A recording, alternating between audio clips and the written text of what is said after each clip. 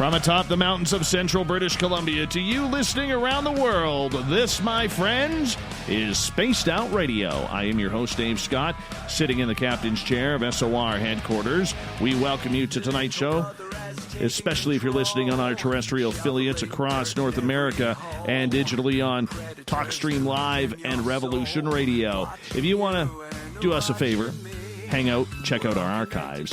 They are free for you at youtube.com/Spaced Out Radio. Follow us on Instagram at Spaced Out Radio Show, on Twitter at Spaced Out Radio. Our website is spacedoutradio.com, where we have a plethora of features for you, including rocking out to Bumblefoot and reading up on Captain Shirk's SOR Newswire. Tonight's show is brought to you by Chive Charities. Help make the world 10% happier by visiting Chive Charities today. You can find us on our website. Varla Ventura is the author of Varla Ventura's Paranormal Parlor, Ghost Seances, and Tales of True Hauntings. Yeah, that came out a couple of years ago, but it is still red hot. I have a copy on my bookshelf. I absolutely love this copy because, you know what, that's kind of what we do around here. We love that kind of story and folklore. And Varla comes in every couple of months to hang out, shoot the breeze on anything monstrous out there, whether it's mermaids, fairies, Bigfoot, banshees, Pookas, changelings. We're going everywhere with Varla tonight. It is game on. Her website, varlaventura.net. Highly suggest you check her out. You can find her in any major bookstore. Not her personally, but her books. Then at the bottom of hour number 3, I will bring you the SOR Newswire, brought to you by Paranoia Magazine. The lovely and talented Varla Ventura. I love it when you are on the air, and I know our audience does too, especially a special Michelle, who is a wonderful nurse, helping out the public any chance she can get in Nova Scotia. So we thank you for you coming on this show. Well, thank you for having me. Yes, lovely Michelle. She kind of introed us, didn't she? Oh, that was a couple of years ago. We actually had you on, and then she literally demanded and stomped her feet and said, "You better bring Varla on very, very often." And I cowered. And I figured, you know what? I better do this. And I'm so glad we did. So I blame Goddess Michelle on Twitter at #SpacedOutRadio for you coming on in here every couple of months to hang out with us. Well, I thank her, and I thank you for having me back so often. It gets better every time, too. It's just more fun each time. I think the last time I was on was your birthday-ish, right? Yes. Right for your birthday. It was a good birthday. It was a good birthday. Good. It was a good one. Yeah. You know what we're going to do? And I just, and I'm going to give credit to Maureen on this. I think next time you are on, because Michelle has been working so hard. She is a nurse, okay? And she has been working so hard through the whole COVID-19 pandemic. I think we should give her a little present for being a little bit of a hero. What do you say what do you think the next time you're on, which would be, believe it or not, September, that we actually bring Michelle on and have her co-host with us? That's great. You think we should do that? I'll work around her schedule. If she's into it, I will completely work around her schedule. I will make myself completely available for that. Okay, well, let's just keep that quiet right now because we don't want her to hear this. But we'll make sure. We'll make sure that happens, because, it'll be a surprise for her. It'll be a surprise. Anyways, Varla, I'm looking through our chat rooms here, and we have a lot of fresh new people in here who may not have heard your story before. How did you find your love for the entire cryptid world?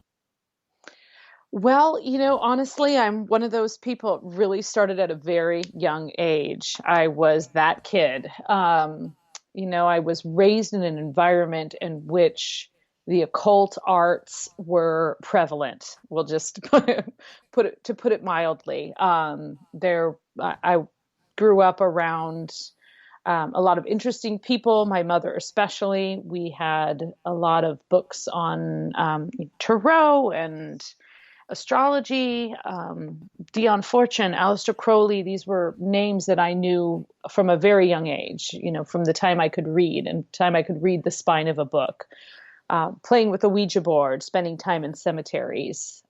So we loved the Addams Family. We weren't the Addams Family, but we had an affinity for them, certainly. And I think that shaped my worldview and my interest in things that were unusual. I grew up knowing that being unusual, there was nothing wrong with being unusual. And in fact, it was probably more interesting. And then, of course, I had a number of experiences as a young kid that just led me really drew me to this path of, kind of started with exploring witchcraft and magic, and it merged into the psychic arts and the history of spiritualism, ghosts and seances and things like that. And that really gave way eventually to cryptids and mermaids and fairies and all, and really kind of really delving deep into that folklore. So, interestingly enough, the books that I wrote were in reverse order of my kind of interests in this kind of general, I guess, occultish, cryptid world. But yeah, and then here I am, pretty much a grown up. Did you ever have any experiences as a kid that kind of pushed you towards this? I realize when you grow up in a house like that, it's so different than the way I grew up. So different. Like I couldn't have I still to this day, I'm 47 years old, and I still can't have these conversations with my mom. They freak her out. She's like, oh, don't talk about that. You shouldn't be doing that. And I'm like, hey, Mom, rock on. Give her the horns, right? So, I mean, I can't have that. So did you have any weird experiences that kind of continued you to pursue all of this? I did. I had a couple of pretty profound experiences as a young kid, which I think is common for many of us. I think what was perhaps unique was the way my mom treated them. So a lot of times when people's kids see ghosts or spirits or have some kind of very intense dream, the gut reaction is to say, it's okay. It's only a dream. Oh, there's nothing there. And what that actually can do to a kid is completely invalidate them rather than making them think that there really isn't anything there. That what you saw. Now you can't trust the adults around you. And so I think that fostered kind of a less fear of talking about those things. For example, one of my earliest memories in my entire life, I was probably 2 or 3 years old, and I was having a recurring dream that was a nightmare and crying. My mom came into my room and she did not say, it's just a dream. It didn't really happen. She probably, without even being completely conscious of how profound this of an effect it had on me, she sat down on the bed next to me. I mean, I have very vivid memory of her saying these things to me with the street light kind of streaking in the window. And she said, go back to sleep. So the dream was I was, a little kid. So the dream was I was running through a field and I fell in this really deep hole and I couldn't get out and I was scared.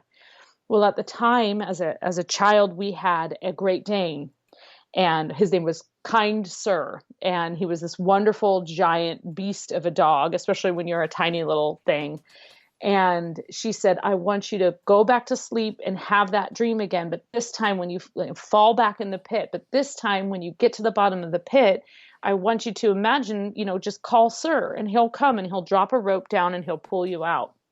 And I fell back asleep. I had that dream. I summoned our dog. He dropped down the rope. And I climbed back out, and there I was 3 years old, and I learned the art of lucid dreaming. And so that was a very, for me, when I look back, that was I did not realize that I was learning to lucid dream, but I have been able to do that since I was that young. And similarly, having an experience where I saw a ghost. One time I saw something I thought was a fairy or a leprechaun. And it was never dismissed like, oh, you have such an active imagination. I never heard that. Teachers said that later on, but my mom never said, oh, what an active imagination you have. She just went with it. She rolled with it. Don't know if she believed everything herself. She probably did. And to this day, It's actually a little more difficult for me to talk to my mom about like realistic issues. But if I sit down and I have an esoteric conversation with her, we are in our happy place. So I think that really had the most impact on me. And it's good to have that support, because for a lot of people who hang out and have these experiences or have these lucid dreams, we don't have a lot of people who we can talk to about it. So the fact that you came from an open family, you're actually very lucky about that. When did you start turning the corner into dealing with monsters? So I actually, because of the nature of my work, the nature of kind of my interests as a kid, of course, I always loved those Penguin book of vampire stories and Victorian ghost stories and things like that. I loved reading those as a kid. So I think probably first it was sort of that vampire werewolf realm, along with ghosts and kind of lightly dabbling in the fairy kingdom. I did know from a young age that the fairy kingdom was kind of scary. It wasn't necessarily this really delightful place. My mom actually we lived in a very rural part of Northern California. And so, we had moved to this very isolated area when I was about 7 years old. And that was the perfect age, because there I was in what I felt like was the realm of the fairies. And I remember my mom actually warning us not to fall asleep on a fairy mound, pointing one out as we were walking through the woods. Really? And telling us, Oh, don't fall asleep there. okay. You got to tell us, what does a fairy mound look like? So in this instance, it was just sort of like a small knoll that seemed to have like sort of a circle-ish of rocks around it. But most often people see fairy mounds, they're a circle of mushrooms, or maybe they're just a hillside where there isn't. But essentially a fairy mound or fairy place is anything that has that sort of mossy, overgrown, magical kind of feel to it. But the fairy mound itself is usually connoted by some kind of circle that, you shouldn't sit in or fall asleep in. How come? What are the dangers? The dangers. Well, you might be taken to the fairy kingdom, and that might sound all fine and good, but it's very interesting when you read stories and you read sort of accounts of people going into this other realm.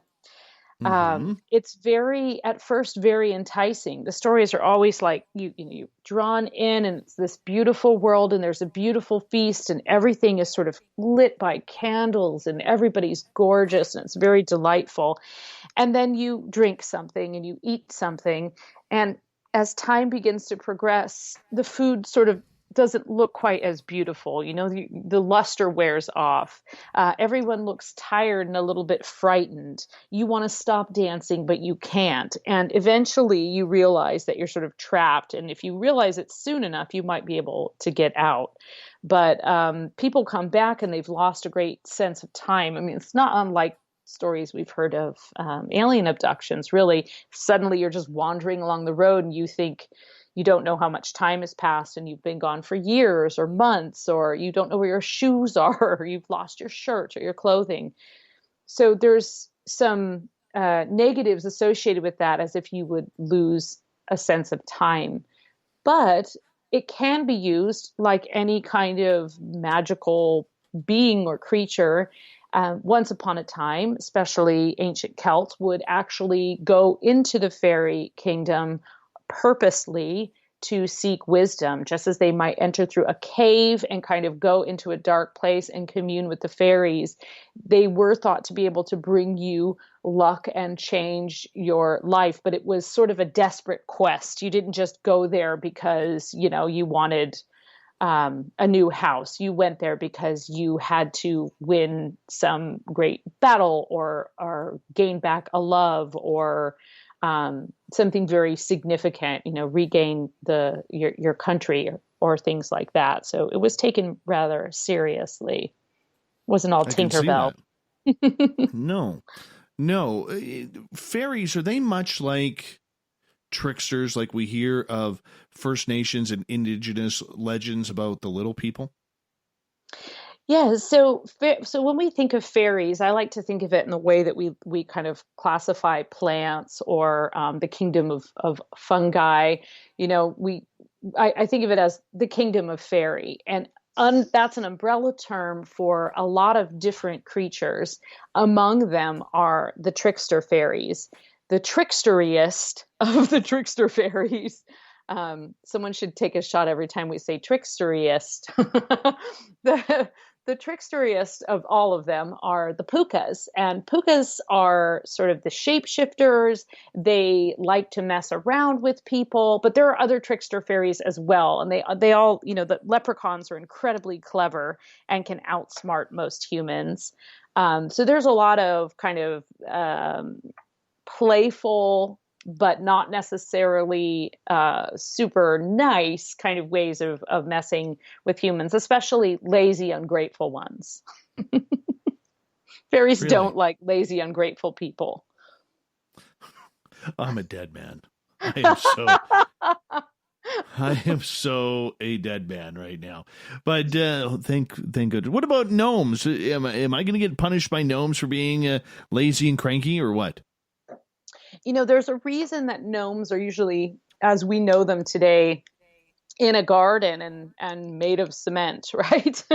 They're actually meant to protect. Those are meant as symbols of protection, much in the way one might use a gargoyle. But traditionally, gnomes are actually found more in the recesses of the earth. They like Hmm. craggy places and rocks, and so I think that's why they're often made of they're stone or cement statues, because I think they're really meant to be of stone, somewhat like we think of dwarves, only not necessarily down in deep mines and hiding deep inside certain mountain ranges. The gnomes are a little more transitional, like they like to live in under the ground, but they come out into the forest and the earth. And they're really, like, I say gnomes are probably, I know you're over your gnome thing, but I'd say that gnomes are probably the more friendly, really, that you don't have to do a lot to them. You just have to treat them with some respect, and they can really ward off you know, the the bad folk. I have some gnomes on my doorstep. My sister gave me this fabulous pair of gnomes. They're twin skeleton gnomes, and they look very cute when you walk up. You think, "Oh, look, this lady has these cute little gnomes. What a cute lady!" And then you get a little closer and you realize that they're a little bit gruesome. So they're, to me, kind of the perfect gnome. Oh, well. You can wipe the brow on that one.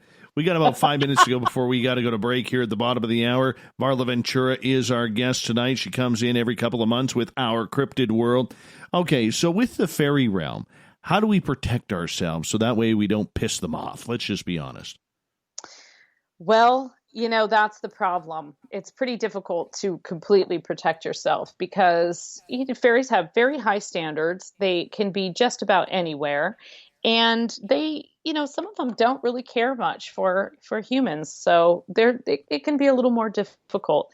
But the most important, so there's different kinds of fairies. So if we're talking about like a puka and you're stumbling home drunk from the pub along a darkened road, and you hear the whinny of a horse and something sort of starts appearing with long black fur and red eyes, then you might be in danger of the puka, which would probably just throw you on its back and take you for this ride that would make you feel like you're about to die and have you reevaluate your entire life. But you would live, and the next day you would probably see the error in all of your ways. So your life would flash before your eyes. But something like a domestic fairy, which might actually be around to kind of protect your animals and your children, or your garden, or your livestock, your crops, whatever you have, those are a little easier to appease by acknowledging them and giving them an offering of some kind, a nice little cake and a bit of wine or something to just say they like shiny things, and just essentially don't ignore them. I think it's not unlike you might approach a poltergeist. If you get a poltergeist in your house, I mean, you could try and ignore it over and over and over again, but eventually it's going to, start scratching you. So rule number one, Acknowledgement. Diffuses any situation. Very true. Right, Dave? Very true. Very true. You know, you got to diffuse those situations and make sure that you are A-okay, you know, because you don't want to have to, fight your way out of it with a bunch of fairies and gnomes and pookas. I mean, that's where it really hits the fan, if you know what I mean. That's a losing battle. Yeah. You want them on your side at all costs. And they will be with just a small amount of respect and giving them a wide berth. Do you pat him on the head and say, good gnome or good? How condescending. Of course not. Well, I don't know. Would you actually touch a gnome? I don't know if you would.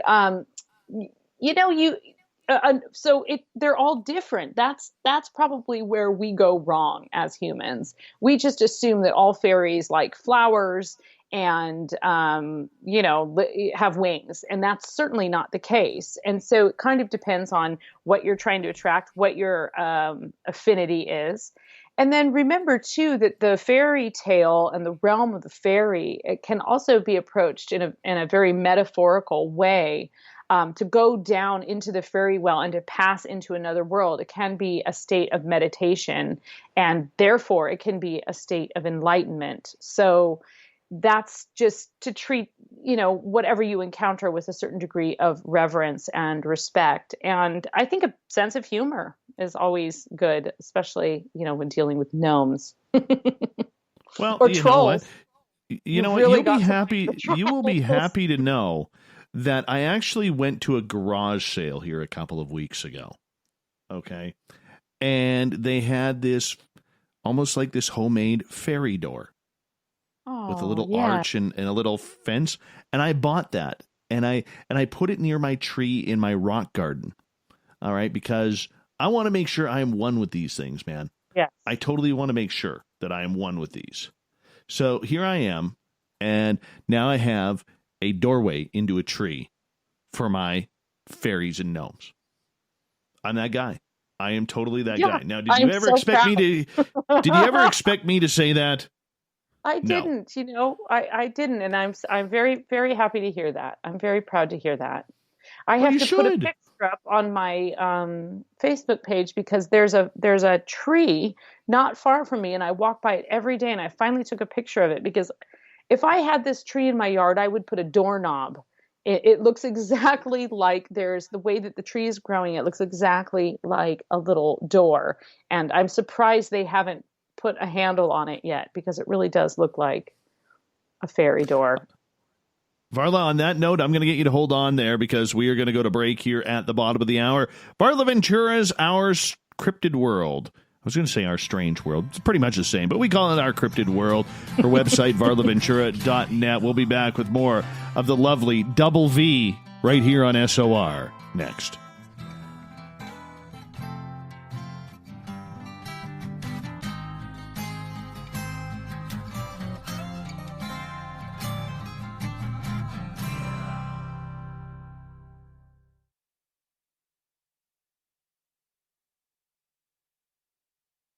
Hey, space travelers, this is John Resig, founder of the Chive and Chive Charities. If you know anything about our website, you know we like to do things a little differently.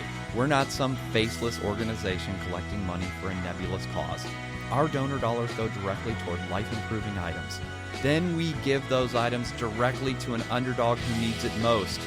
To become a donor with Spaced Out Radio's official charity, Chive Charities, just go to chivecharities.org/donate. From the heartlands of Canada to beards around the world, we know how to take care of you. Fill your follicles with the Mighty Moose Beard Oil. All our oils and balms are handmade and 100% natural ingredients because we care about your beard. And hey, use the promo code SOR2019 and get your Mighty Moose Beard Oil today. You can check us out on our website, mightymoosebeard.com.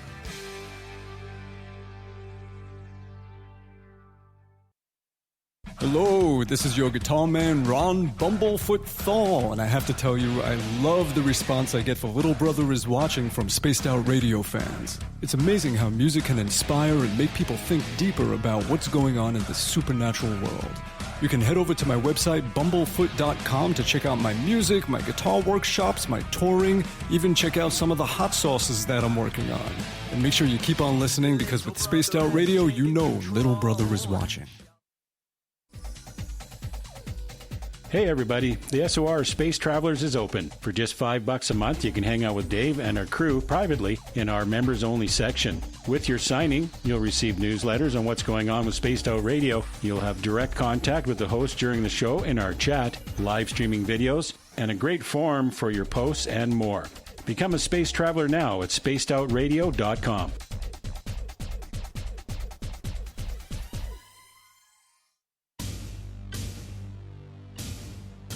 You wanted new SOR gear, and now you can have it. The SOR Vault is fully stocked with t-shirts, hats, hoodies, mugs, and everything in between, with great logos for you to choose from. So head on over to spacedoutradio.com, click on the SOR Vault, and go shopping. Pricing is quite affordable, and you can look good representing your favorite show. So go to our website and pick up your new SOR wear at the SOR Vault today.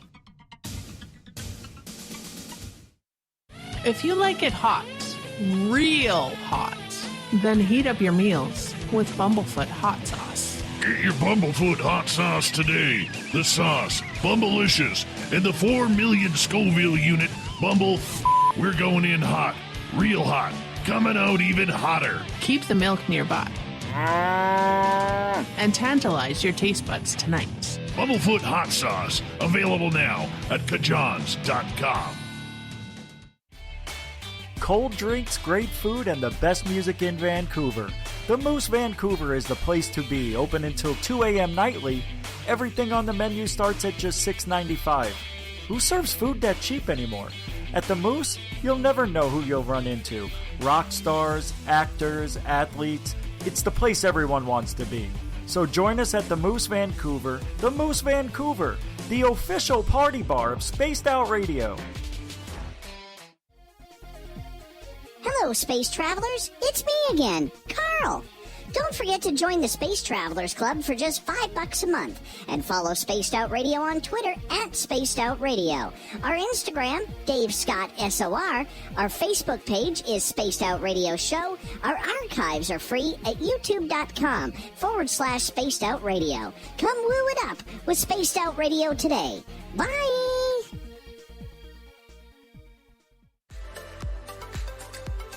Are you looking for great advertising value for your company? Look no further than Spaced Out Radio. We have a multitude of places to get your name out there, including commercial ads during the show, special promotions, and banners on our website. Our audience is proven to support the companies that support our show. We can make your budget work for you. So for more information, please contact us at sales@spacedoutradio.com. At spacedoutradio.com, we are keeping you up to date on all the news with the SOR Newswire. Captain Shirk leads the team that is bringing you the news of the day and exclusive stories on everything paranormal and supernatural. It's free to read, it's updated daily, and it's right there for you. The SOR Newswire is a one-stop shop for the news of the day. Check it out at spacedoutradio.com today. We're taking Sunday nights out of this world on Spaced Out Radio. This is Michael W. Hall, also known as the Paranormal Lawyer. Together, we're going to go on an exciting journey into the unknown. I'm going to bring you some of the best interviews in the paranormal and supernatural to start your new week off on a freaky note. So tune in to Spaced Out Sundays with me, Michael W. Hall, only on spacedoutradio.com.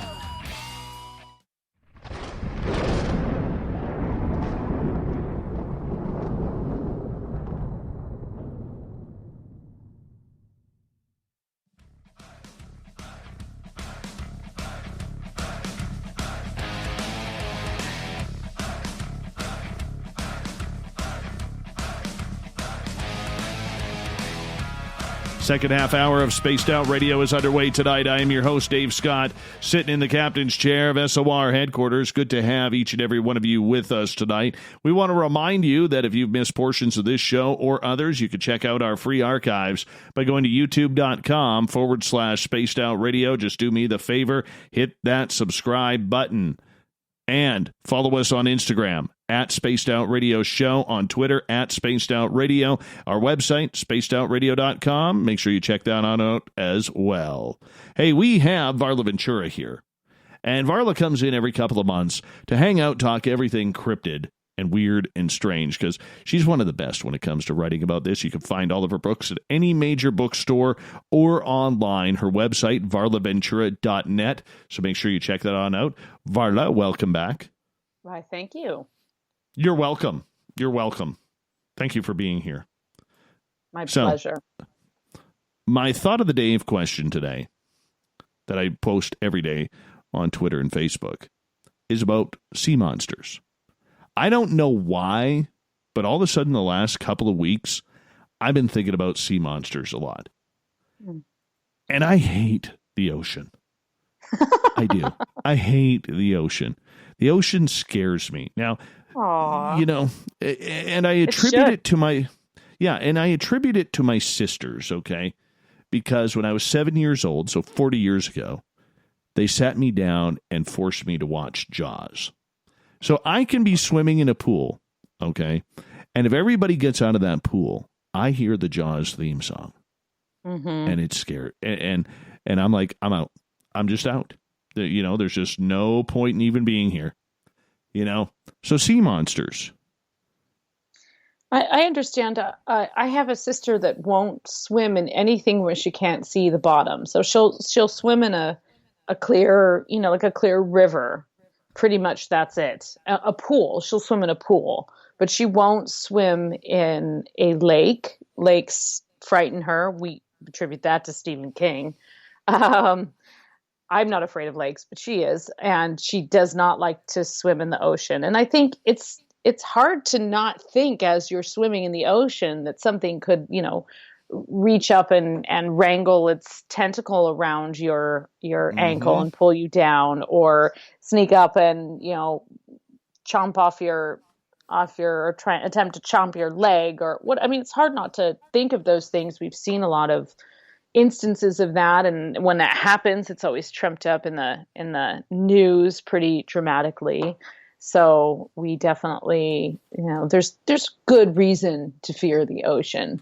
It's good to have a healthy fear of the ocean and a reverence for it, because it's full of many strange creatures, deep and dark and odd things that are, you know, being discovered every day. You know, like strange.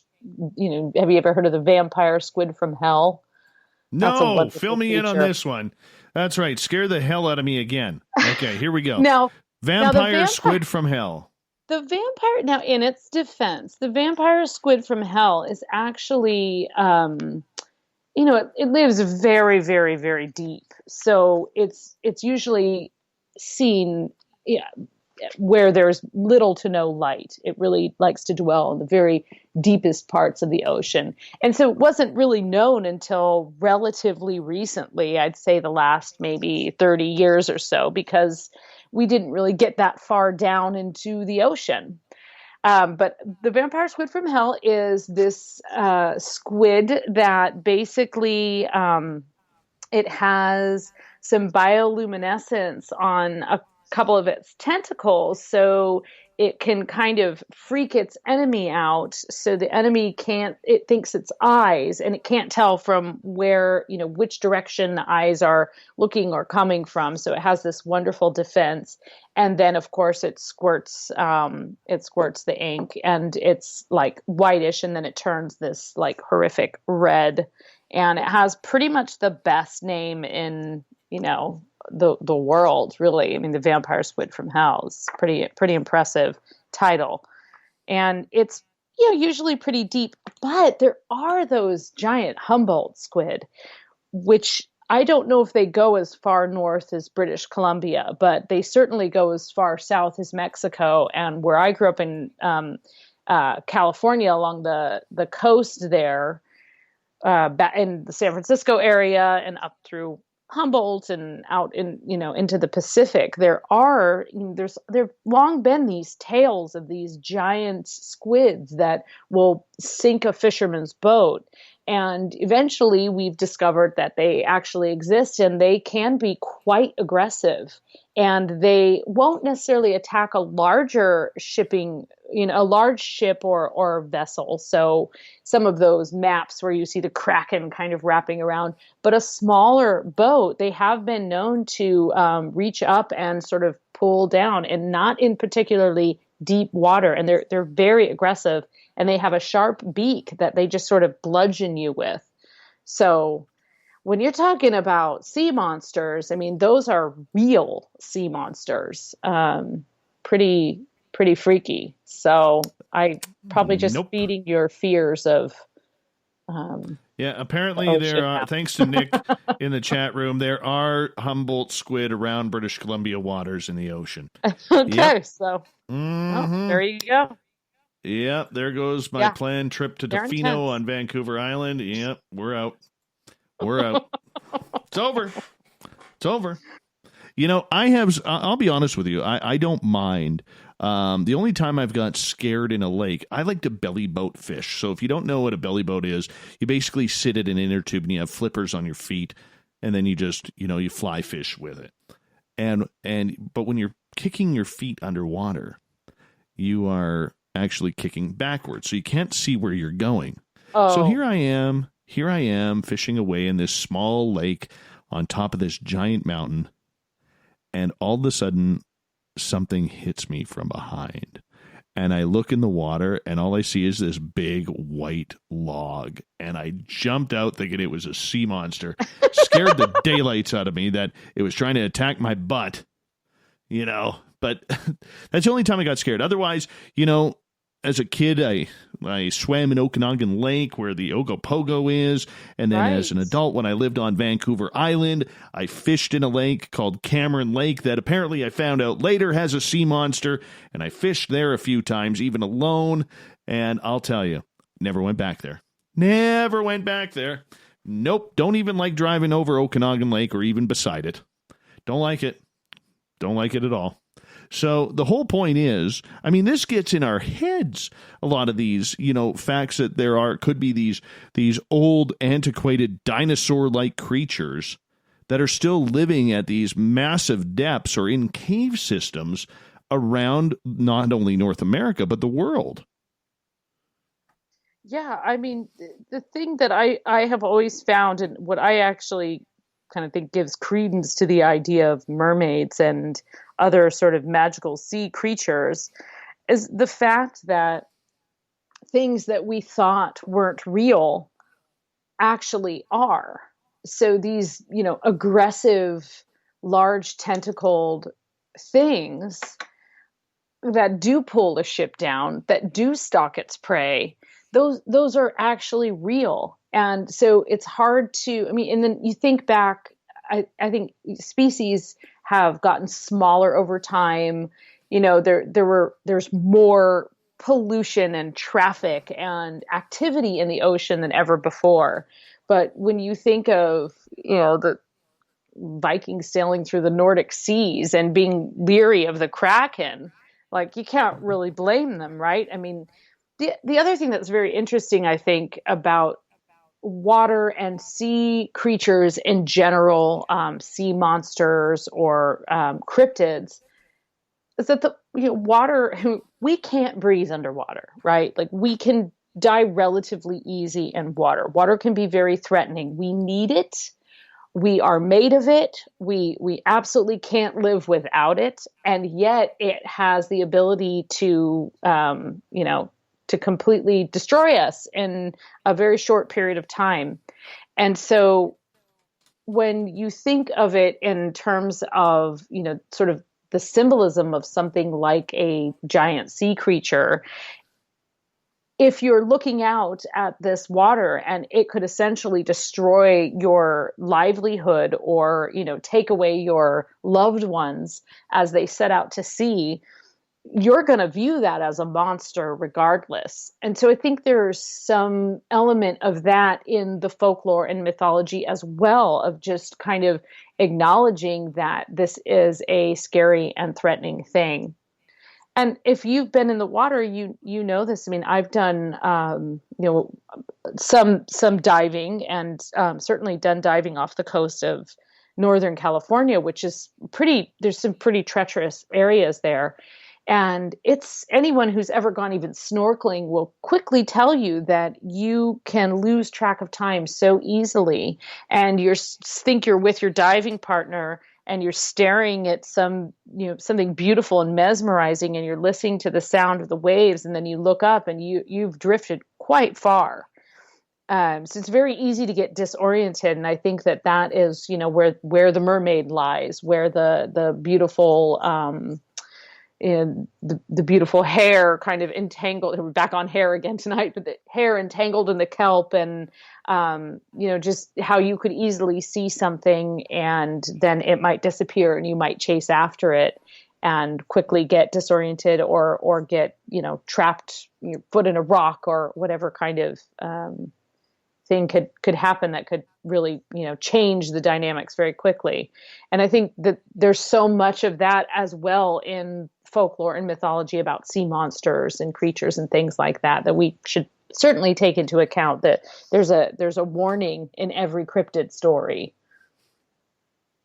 Absolutely. And, when it comes to, the depths, and, let's face it, humans aren't meant to swim. Okay, we have been able to do it, but we're not meant to swim underwater. I mean, that's just painfully obvious. And yet a lot of people drown every year, because they get tired, or maybe they get pulled under by mermaids or sea cows or whatever it may be. All right. So how do we compensate fear for respect, especially when it involves an area where there might be cryptids hanging out, whether it's like Champ at Lake Champlain or any of these sea, or, even for our listeners listening over in the UK, in the Scottish Loch Ness. Yeah. So, I mean, I think you just have to balance that desire to see something with just being conscious and conscientious, really. I mean, I don't think it's unusual for people who feel very strongly about fairies to be sort of environmentally minded and want to protect forests. And on the same token, a lot of the mermaids that I know are great advocates for, keeping the oceans clean and removing the plastics, and, people using the kind of sunscreen that doesn't kill the coral reefs and things like that. I mean, there are mermaid activists for the ocean, which is totally awesome and makes perfect sense. So I think, I think fear actually can be a really positive thing. I mean, I find fear to be very appropriate in many situations. And I think it can be a positive thing because it can remind you to stay humble and be aware and not just assume that you're the boss of everything, because you're not. All right. So, well, speaking of sea monsters, though, all right, if there is a sea monster out there that you think will be proven to be in existence, which one do you think it is? All of them? No, I think probably something along the lines of the Kraken is the most likely. I could totally see at some point when, the Arctic ice melts, that we find the, some kind of fossil or remains of something gargantuan that was a sea creature that looks more like the depiction of a kraken. Because when we hear about krakens, it plays heavily in Norse mythology as well as Greek mythology. And you figure that was such a long time ago. It's entirely possible that even something like a Humboldt squid could have been a much larger creature then. It had more territory and it had less predators. I mean, we're the greatest predator of giant sea creatures. So I think something probably along those lines is the most likely. I think some of the inland lakes and the things that are trapped within those inland lakes, or that we see those Nessie type things, I don't. I just feel like those are going to be more difficult to prove, and eventually someone's going to do something really stupid like drain a lake to try and prove it or disprove it. But I think that something along the lines of a very, very colossal squid, larger than we've ever seen before, I think it's entirely possible that we will find something like that. I still think Megalodon. Megalodon. All right. Yeah. Fair enough. I still think Megalodon, and to me, it just seems so right, because there is and there has been evidence of these giant sharks taking bites out of whales, taking bites out of other sharks. I mean, just a few years ago, there was a great white, like about a 15-foot great white, caught in one of the nets in Australia, and it had a bite mark from spine to spine. All right, wrapped right around, and they figured that had to be at least 25 to 35 feet long in order to have a bite that big. I think there are some huge, huge sharks out there that we just have not noticed, because we're not looking for them. It's so not in that other they're words, not there. it didn't actually go extinct. It continued to grow and thrive and hide out in the deepest depths until. That's what I think.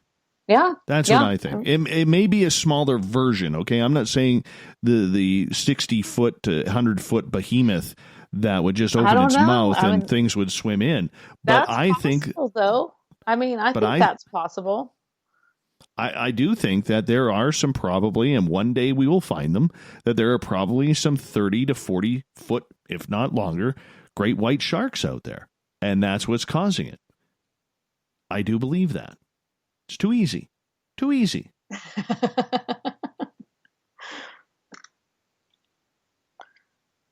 Yeah. Well, I mean, the thing about the ocean in general is that we only know so much. I mean, we've actually never been to the absolute. We haven't covered it all, right? We have not gone to every square inch of the ocean, and even if we had, it's a moving thing. It's like a moving target, and there are crevasses that are so deep we'll never have explored them, probably in our lifetime.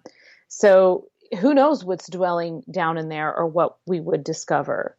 And we really don't. And every day, and science actually proves that there's some kind of unusual new creature or species that sometimes it's thought to be extinct.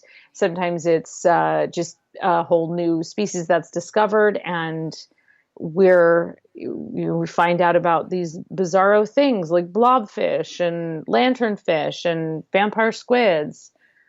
So I think it's entirely probable that there are a vast array of things that are just lurking. And let's not forget that if we're talking about cryptids or magical creatures, there's an elusiveness to that is the reason that people are still looking for Bigfoot. They have their own kind of way of avoiding humans. I mean, if I was a mermaid, I would probably be laying real low. If I saw the amount, you're living in this environment in which there's microplastics, I think I'd be laying real low and trying to avoid humans. So sightings have gone down. Yeah. True enough. But I still think that there is some massive shark out there, and it would not surprise me whatsoever if all of a sudden one day somewhere on the African coast or somewhere in the eastern part of the United States or Australia, where this massive shark just washes up on shore, would not surprise me. Yeah, I think it's entirely possible. I'm glad you were so wordy about that. Thank you. Appreciate that. I'm still in Camp Kraken, but I'll give you that. I think a giant shark is very, very likely. 3 minutes to go. Where are we going to find the mermaids? Because I know Goddess Michelle will bug me if I don't ask you about mermaids while we're talking about sea monsters. Yeah, I mean, mermaids, one of the things I love about mermaids and that I discovered writing a book about them is that I had a certain view of mermaids, and it was certainly more the sort of Disneyfied version, and I knew there was another side to them. Mermaids are, not, they're not the buxom bimbos there just to sort of play the shell xylophone or whatever. They have a deep and rich history, and in particular in Irish mythology, they can be quite menacing and quite dark. And they are the Merrow, so that's an entire subspecies of the fairy kingdom, and they actually are considered part of the fairy kingdom. And they can appear on the beach. They can appear at a funeral if somebody is thought to have been of the mer. Their coffin can be taken out to sea when no one's expecting it. They can actually interbreed with humans. And many people have probably heard of the mermaid chair that was made famous in a book several years ago, a fiction book. But the mermaid chair exists, and it's a bench in a church in Cornwall. And there's mermaids carved on the side of it. And it's believed that it retells the story of a woman who everyone thought was a witch or a mermaid because she wouldn't attend church. And so she was sort of looked down upon by many of the villagers. But it was said that she had incredible healing abilities. And these same villagers who would look down upon her would also visit her for remedies and spells. And eventually they sort of came up with this tribute to her in this chair because she didn't die. She went back into the ocean, and there was actually a whole line of people who are descended from her. She was married to one of the villagers, and he would attend church, but she wouldn't. So she was also gossiped about. So we can find mermaids everywhere. I love that small town gossip. Love that small town gossip. Oh, being on the internet. Exactly. Yeah, but there are mermaids all around the world, and that's something that I love about mermaids. That anytime you have an aquatic culture, so people living on an island or near the sea around the world, there are many, many incredible instances of mermaids or mermaid-like creatures that can they can represent fertility, they can represent protection, they can represent death. So many different things, just as the ocean does as well. And I think it's pretty incredible that very frequently the depictions are relatively similar with some characteristics that might be a little different, but by and large you see the half human, half fish over and over again. There's even a few examples of things like were-dolphins and kind of other sort of right. half this, half that kind of creatures. But mermaids are by far the most popular and really, really revered in many cultures. Absolutely. Varla, I'm going to get you to hold on right there because we are going to go to break at the top of the hour. 1 hour down. We got 2 hours to go on Spaced Out Radio.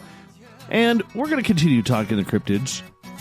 Get a little spicy and spooky with Varla Ventura. With Our Cryptid World. VarlaVentura.net is our website. We'll be right back.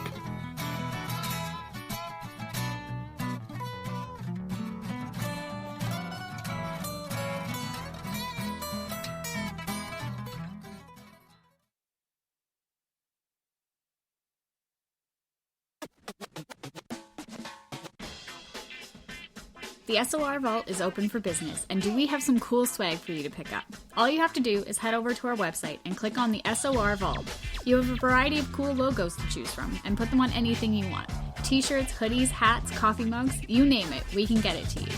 So do your shopping by supporting the store you love. Get your Spaced Out Radio swag at the SOR Vault today.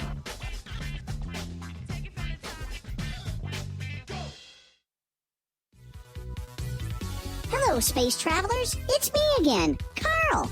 Don't Don't forget to join the Space Travelers Club for just $5 a month and follow Spaced Out Radio on Twitter at Spaced Out Radio. Our Instagram, Dave Scott SOR. Our Facebook page is Spaced Out Radio Show. Our archives are free at youtube.com/Spaced Out Radio. Come woo it up with Spaced Out Radio today. Bye! For the price of 1 cup of coffee a month, you can become an SOR Space Traveler. The Space Travelers Club is a place where you can interact with other listeners, either live during the show or on our great forum. We want your stories, pictures, comments, and ideas. You'll get live video streams, exclusive content, and be a part of our newsletter. Stay in touch with everything SOR. The Space Travelers Club is just $5 a month at spacedoutradio.com. The party is always on at the Moose Vancouver.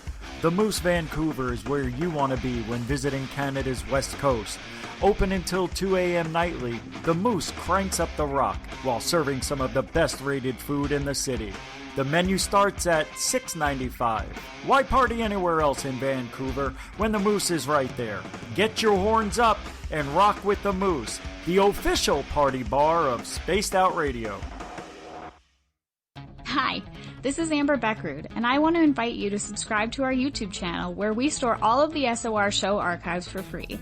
And as an added bonus, every 2 weeks I'm posting brand new content on Cryptid Tales, where I will get into some of the spookier legends and folklore from around the world and tell the stories that go with them. Find us at youtube.com/Spaced Out Radio and check out Cryptid Tales today. Drop a comment and let me know what you want to hear. See you there. We all know on Spaced Out Radio we love a good beard and mustache, so why not take care of your facial hair with Mighty Moose Beard Oil? Made in Canada, we're taking care of beards and stashes around the world. We use 100% natural ingredients with our oils and balms to make your whiskers feel silky smooth. Use promo code SOR2019 at MightyMooseBeard.com today.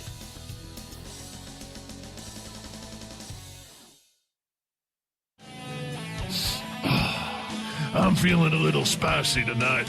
What to do? What to do? Why not get Bumblefuck? 4 million Scoville units of pure hard rock. Bumblefoot hot sauces come in 3 flavors. The burning Bumble. Tone it down a bit with Bumblicious and throw the sauce on everything. Spice it up. Bumble me, baby. Bumblefoot hot sauce. Get it today at kajans.com. We are scouring the world for the most intriguing stories of your day. Take the time to read up on the SOR Newswire, where our team, led by Captain Shirk, will deliver to you some of the best paranormal and supernatural news, along with some stories that will blow your mind from the weird to the wacky. It's the news outside the news that piques interest, and that's what we're looking to deliver to you.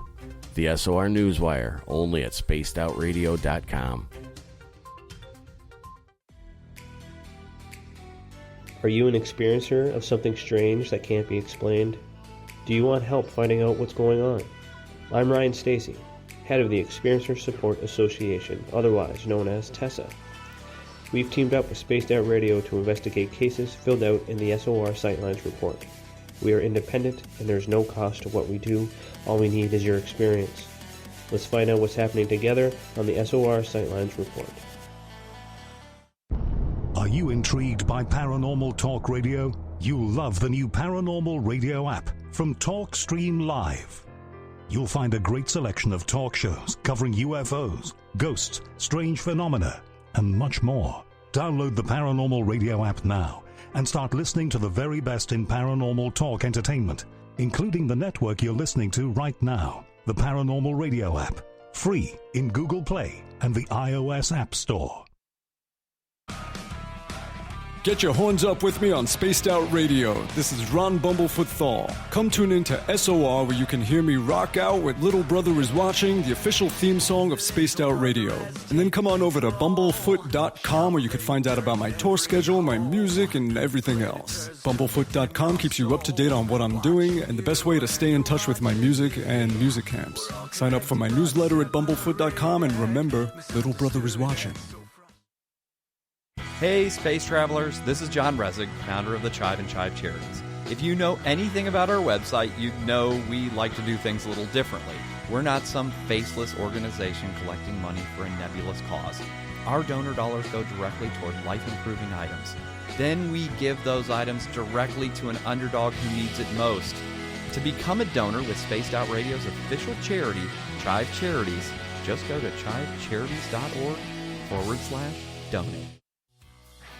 Hi there, this is the paranormal lawyer Michael W. Hall. I'd like to invite you to listen in each Sunday night where we're going to open up your eyes to everything strange and paranormal. I will be hosting some great guests with topics that affect us all, such as UFOs, ghosts, and everything paranormal. Let's learn together on Spaced Out Radio Sunday with myself, Michael W. Hall, the paranormal lawyer at spacedoutradio.com. You're listening to Spaced Out Radio with Dave Scott. Follow Dave on Twitter at Spaced Out Radio and on Facebook, Spaced Out Radio Show. Welcome back to the second hour of Spaced Out Radio. Tonight, I am your host, Dave Scott. Thank you so much for joining us here. And I want to remind all of you that if you've missed portions of this show or others, you can check out our free archives at youtube.com/Spaced Out Radio. Just do me the favor, hit that subscribe button. We welcome back all of our terrestrial affiliates around North America. And if you're listening in on TalkStream Live or Revolution Radio, thank you so much as well. We do appreciate that. The Desert Clam has set the password for tonight in the SOR Space Travelers Club. What the hell is this? Hey, Matt Alex. Hey, Matt Alex? I think that's it. Anyways, that's your password. Use it wisely, Space Travelers, as the Clam sets a password each and every night right here on Spaced Out Radio. Our website is spacedoutradio.com, where we have a plethora of features for you, including rocking out to Bumblefoot and reading up on Captain Shirk's SOR Newswire. Follow us on Twitter at Spaced Out Radio and on Instagram at Spaced Out Radio Show. Varla Ventura is here. We never have a script with her. We just kind of run with it off the top of our heads because she's just that good. She is going to be just that good. Varla's website, varlaventura.net. She writes all things cryptid, weird, strange. And her website, like I said, varlaventura.net. You can find all of her books on Amazon, any online store, and in any major bookstore. Varla, welcome back. Why, thank you. I've missed you. I've missed you. It's been like 6 minutes. It's been It's 6 a very minutes. long time. I know. You know what? I just kind of broke some news on our YouTube chat room here because we are live on YouTube for every show at youtube.com/Spaced Out Radio. So I should tell the rest of the audience out there right now. So if anybody has seen a picture of me, I have, very long hair. It goes down to about halfway down my back. Now, I have been growing my hair since September of 2017. And I got to say this. I grew my hair because my mother is a 2-time cancer survivor. And one of the bucket list items that I've always had was I wanted to grow my hair long and donate it. And for the last 5 years, I've had this lovely listener named Lisa. And she has already battled cancer once, and unfortunately, she is going through it again. So one day, just off the cuff a couple of weeks ago, she's like, she had mentioned it to me privately, and then in our chat room, she had mentioned that she wanted to have my hair because she wanted to get a wig made out of it. And I said, okay. So this weekend, I will be, for the first time in almost 3 years, I'm going to get a haircut. And I've got the appointment booked, and I will be shipping my hair down to Arizona where Lisa lives, so that way she can get a wig made out of this. And I am so excited about it. I mean, yes, I will miss my hair, but I can regrow it. That's the beautiful part. I can regrow it. But it's going to go for a good cause. So I'm so thankful about doing that. So I just want to give everybody an update on that. I will be shedding my mane very soon here, and it will be going to a fantastic cause to help someone out who would like some hair right now due to the horrific disease of cancer. So, this is her third time with cancer. I apologize. Third time. I couldn't imagine. Couldn't imagine. So we're going to do our little part, and we're going to donate the hair. We're going to donate it. And I'm pretty happy about that. Going to have bragging rights to have a wig made of the Dave Scott's hair. I mean, that's going to be pretty exciting. Well, you know what? It will be one of those things where at least, she can wear me at any time. She may regret asking you. You never know. I know. But I'm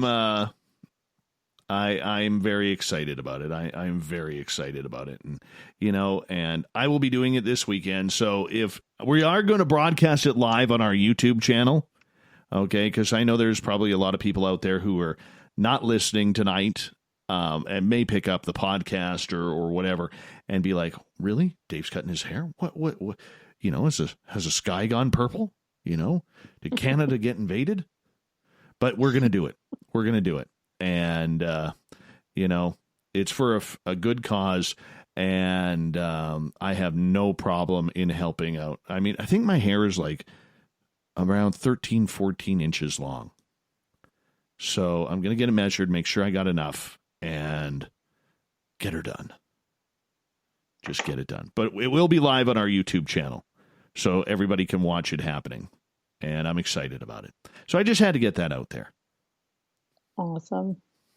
You should get with Lisa about an appropriate charity and put that in the comments in the YouTube video while it's happening, and encourage people to make donations at the same time. Kind of do like a little bit of a hair cutting pledge drive type situation. Well, you know what? In the United States, we are affiliated with Chive Charities. And I recommend that anybody who wants to donate, I always recommend that they go to Chive Charities, because I know from studying when we wanted to get a charity involved with this show, I wanted to make sure that we went to a charity that literally I knew where 100% of the donations were going back to the people in need. And that's one thing I liked about the Chive Charities, is that, it's not a corporation for making money like a lot of charities are. They make sure that 100% of their donations go to whatever cause it may be, whether it's children with cancer or adults, who need a hand or something rebuilt on their house, veterans who need maybe prosthetics, or some sort of maybe a service dog or something like that. So that's why we are in full support of Chive Charities, and that's why, if anybody wants to donate in Lisa's name, I suggest going to our website, go to Chive Charities, and click on the banner there, and you can donate on behalf of Lisa there. That would be awesome. Awesome. Yeah. Always a good cause. Always. Anyways, let's get back to some monsters, shall we? Sure. Back to mermaids, monsters, all those things. Mermaids, banshees. Let's just get into it. The old sea hag. The sea hags. Remember from Popeye? The sea hag? Yeah. She scared me. She scared me. I loved the sea hags, actually. That was another thing you asked in the beginning, like what kind of got me into this line of work. And I always loved the villain. As a kid watching any kind of Disney movie, I cheered for the villain. I loved the sea hag. I loved Witch Hazel. And not because I thought, I'm just going to be so. I mean, we're talking when I'm little. Very little. 5 years old, I'm thinking, I really want the witch in Snow White to win. Yeah, wow. I know. What kind of child thinks that? Well, apparently one they named Varla, that's for sure. Living up to my name. There you go. There you go. I love Sea Hag from Popeye. That's best character. But we hear a lot of legends, okay? Famously from Gordon Lightfoot on his song about the wreck of the Edmund Fitzgerald. We hear about the Witch of November.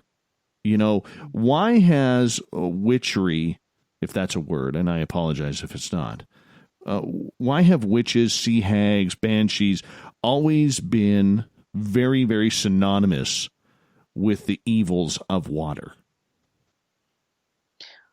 Well, I think that ask any witch and they'll tell you the importance of water in any kind of magic or spell work.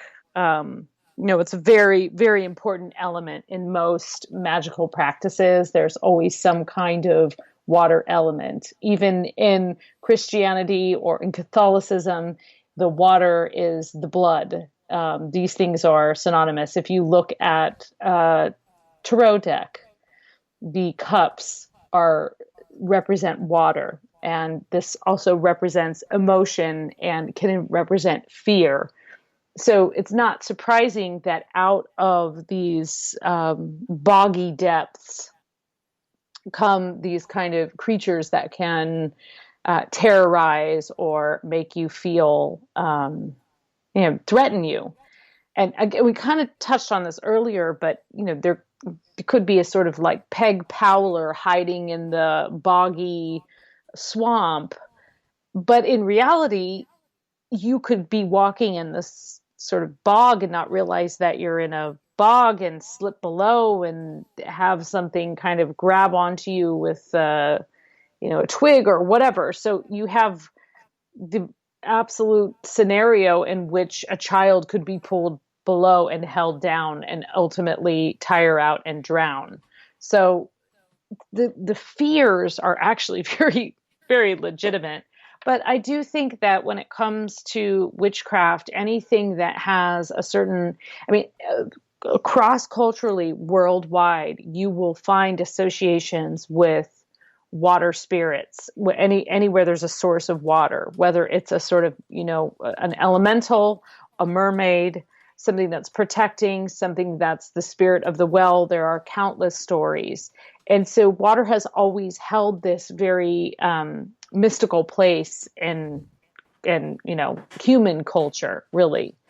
So it makes sense that there are these associations with witchery. But something like a sea hag or something that kind of comes across as evil or dark. Honestly, mermaids really should be depicted in a more witchy light than I think a lot of people think of them. They have many powers: the power of persuasion, the power to kind of make or break somebody's life, really. And I think that witches do have that kind of power. And then let's not forget that witches traditionally are healers. And so they usually have a working knowledge of plants, which require water. And especially when you're talking about a large body of water like the sea, you have the kind of all of the medicinal qualities of plants that grow in and around the sea, such as seaweed and things of that nature. So you have this kind of whole view of what might be a witch. And of course, we traditionally blame things on women. That's sort of our default certainly in Western culture. So if there's a cold wind, it's the witch of November. If there's, something that the poison apple. So if being a witch at one point, probably still is considered an insult. I don't take it as one. I love that you say witch like it's a bad thing. So I think it's very similar to why witch trials began in the first place. It's a scapegoat, and who's more vulnerable than a poor person who gives away their services for the goods of others. That's usually the role of the witch, not taking money, but living off the land, probably with a lot of dirt under her nails because she's out there digging in the garden. So That was a long way round the barn, but I think you know what It works for me. No, it works for me. But the funny part about it, Varla, is, when you hear about these witches around the water, they always look the same. They always have like a hairy chin, okay, like they haven't shaved, and they look like me, to be honest with you. They've got the big warts on their nose and on their forehead, bad teeth. They have the, people who love the legend say you can hear them, fly, or they're cackling laughter through the winds of the night. I mean, this is legends that have been going on for hundreds of years and still quite believed, especially by sailors. Oh, yes. Oh, yes. And I think that that's for good reason. I think water really represents this other part of the world. Thus, almost the true underworld is the world under the sea. And you have to have an amount of fear and respect for it at the same time. So, I mean, in the mermaid book that I have, one of my favorite sort of little tidbits that I discovered was the story about Blackbeard, who, of course, is known as one of the most fearsome pirates in all of piracy, with his long black beard that sort of writhed around, and he was known to put firecrackers in there to sort of explode and terrify his enemies. He would command his ships to sail away from areas that were thought to be mermaid-infested waters, lest his sailors become weak and leap overboard and abandon ship in the attempt to, sort of just like in the Odyssey, the siren song sort of leads you astray, and the next thing you know, you're crashing upon the rocks.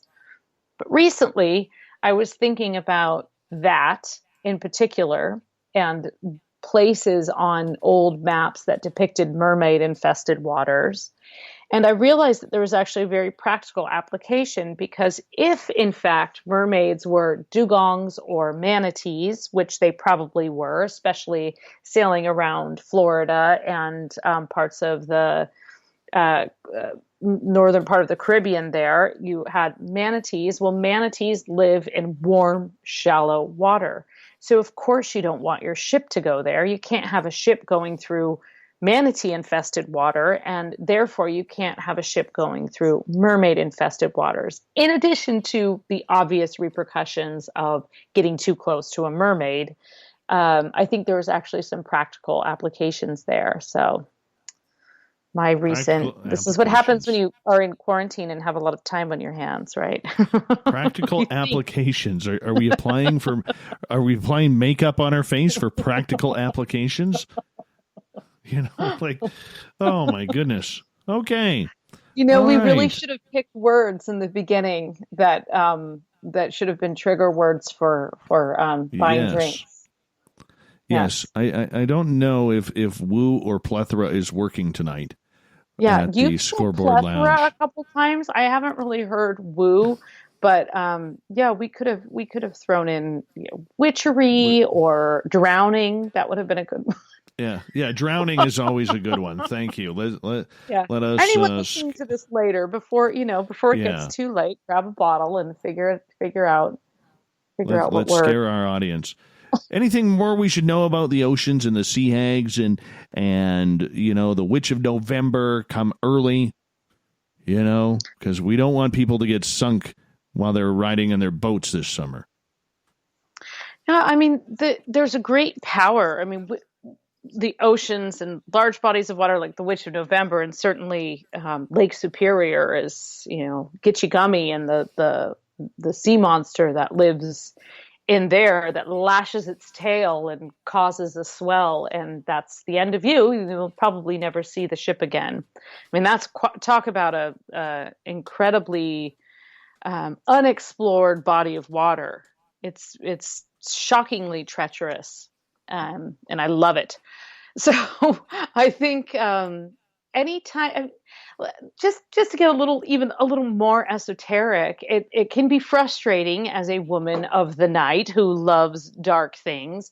It can be frustrating, although we have all grown used to it, to be continually associated with negative by being something other than. So if you're, if you're associating something negative with witchcraft or, the assumption is always that there's going to be a hex involved and that witches are bad. And this is something that has, I'll get on my witchy soapbox for a minute, but this is something that has been damaging to witches and healers for centuries and centuries because, again, they're scapegoats. They are treated as lesser members of society and then labeled as something negative when in fact they have all the power. Pretty common dynamic these days, I think we can all say. So, but at the same time, I embrace that. I appreciate that it's not all love and light. I don't myself personally radiate a ton of love and light all the time. So I can roll with the darker connotations of witchcraft, but it's very, very fear-based, and I blame the Catholic Church.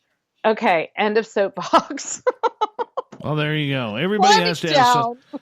Yeah. I blame soccer. That's my blame for everything. I blame soccer. Okay. You got to have some, right? Yeah. Yeah. All the hooliganism that we see, where did it start? Soccer stadiums. Soccer and witchcraft. Yeah. Yeah. A winning combination. Those will be our words next time. Soccer and witchcraft will be our words. Absolutely. I don't blame you at all. Varla Ventura is our guest tonight on Spaced Out Radio. We have 2 minutes left before we got to go to break at the bottom of the hour.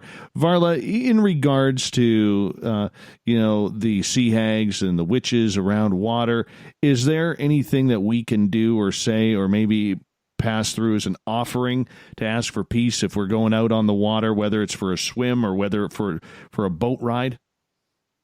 I mean, there's lots of superstitions. I mean, even if you think of the famous sort of Aran Island sweaters, that we think of the kind of fisherman's sweater from Ireland, all of that knotwork all has, spells woven into it. It's really a means of protection.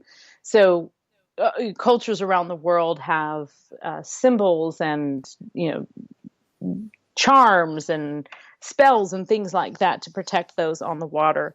But I was taught never to really turn your back on the sea. So there's some very practical things that sound sort of have mystique to them, but make a lot of sense. But I think the number one, anytime I go out on any kind of voyage, this isn't like super frequently, but even if I'm out just on a lake, I do take a moment, I definitely take a moment. I'm a fairly strong swimmer, and I'm not afraid of fish and snakes and reedy waters and things. But I take a moment and sort of center myself and make sure I have my wits about me. And I often will say, a little just hum of gratitude for the water itself. But there's lots of superstitions and things that people do before they go out.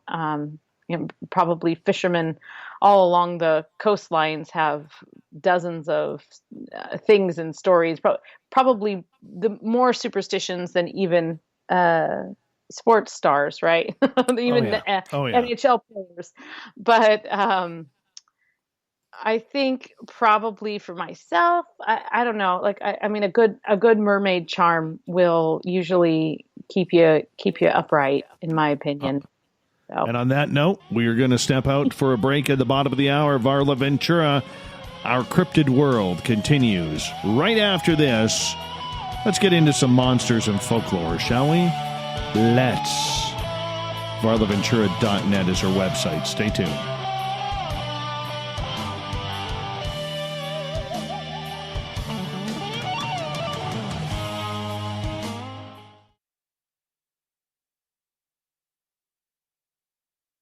Hello, this is your guitar man, Ron Bumblefoot Thal, and I have to tell you, I love the response I get for Little Brother is Watching from Spaced Out Radio fans. It's amazing how music can inspire and make people think deeper about what's going on in the supernatural world. You can head over to my website, bumblefoot.com, to check out my music, my guitar workshops, my touring, even check out some of the hot sauces that I'm working on. And make sure you keep on listening, because with Spaced Out Radio, you know little brother is watching. You wanted new SOR gear, and now you can have it. The SOR Vault is fully stocked with t-shirts, hats, hoodies, mugs, and everything in between, with great logos for you to choose from. So head on over to spacedoutradio.com, click on the SOR Vault, and go shopping. Pricing is quite affordable, and you can look good representing your favorite show. So go to our website and pick up your new SOR wear at the SOR Vault today. We're taking Sunday nights out of this world on Spaced Out Radio. This is Michael W. Hall, also known as the Paranormal Lawyer. Together, we're going to go on an exciting journey into the unknown. I'm going to bring you some of the best interviews in the paranormal and supernatural to start your new week off on a freaky note. So tune in to Spaced Out Sundays with me, Michael W. Hall, only on spacedoutradio.com.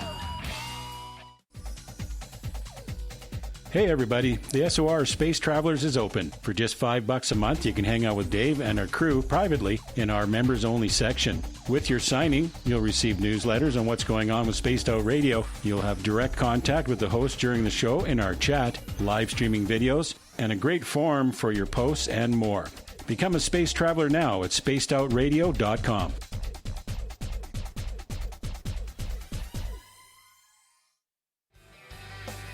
From the heartlands of Canada to beards around the world, we know how to take care of you. Fill your follicles with the Mighty Moose Beard Oil. All our oils and balms are handmade and 100% natural ingredients because we care about your beard. And hey, use the promo code SOR2019 and get your Mighty Moose Beard Oil today. You can check us out on our website, mightymoosebeard.com.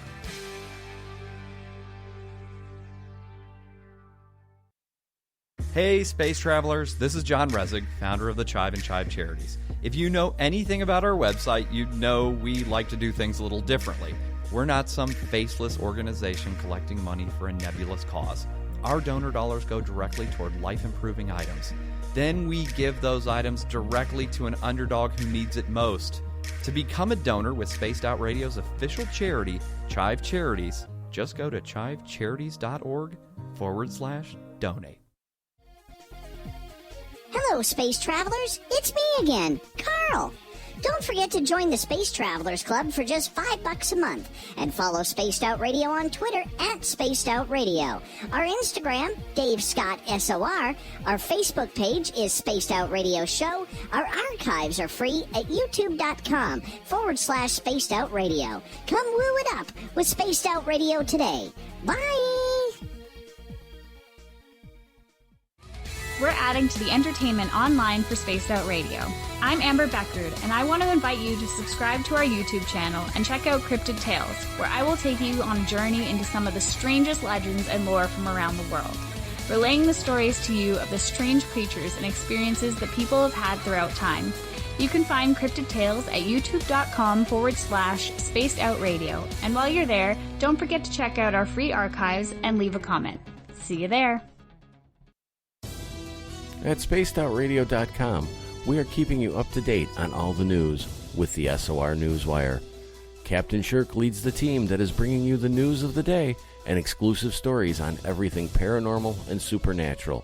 It's free to read, it's updated daily, and it's right there for you. The SOR Newswire is a one-stop shop for the news of the day. Check it out at spacedoutradio.com today. Cold drinks, great food, and the best music in Vancouver. The Moose Vancouver is the place to be, open until 2 a.m. nightly. Everything on the menu starts at just $6.95. Who serves food that cheap anymore? At the Moose, you'll never know who you'll run into. Rock stars, actors, athletes. It's the place everyone wants to be. So join us at the Moose Vancouver, the official party bar of Spaced Out Radio. Are you looking for great advertising value for your company? Look no further than Spaced Out Radio. We have a multitude of places to get your name out there, including commercial ads during the show, special promotions, and banners on our website. Our audience is proven to support the companies that support our show. We can make your budget work for you. So for more information, please contact us at sales@spacedoutradio.com.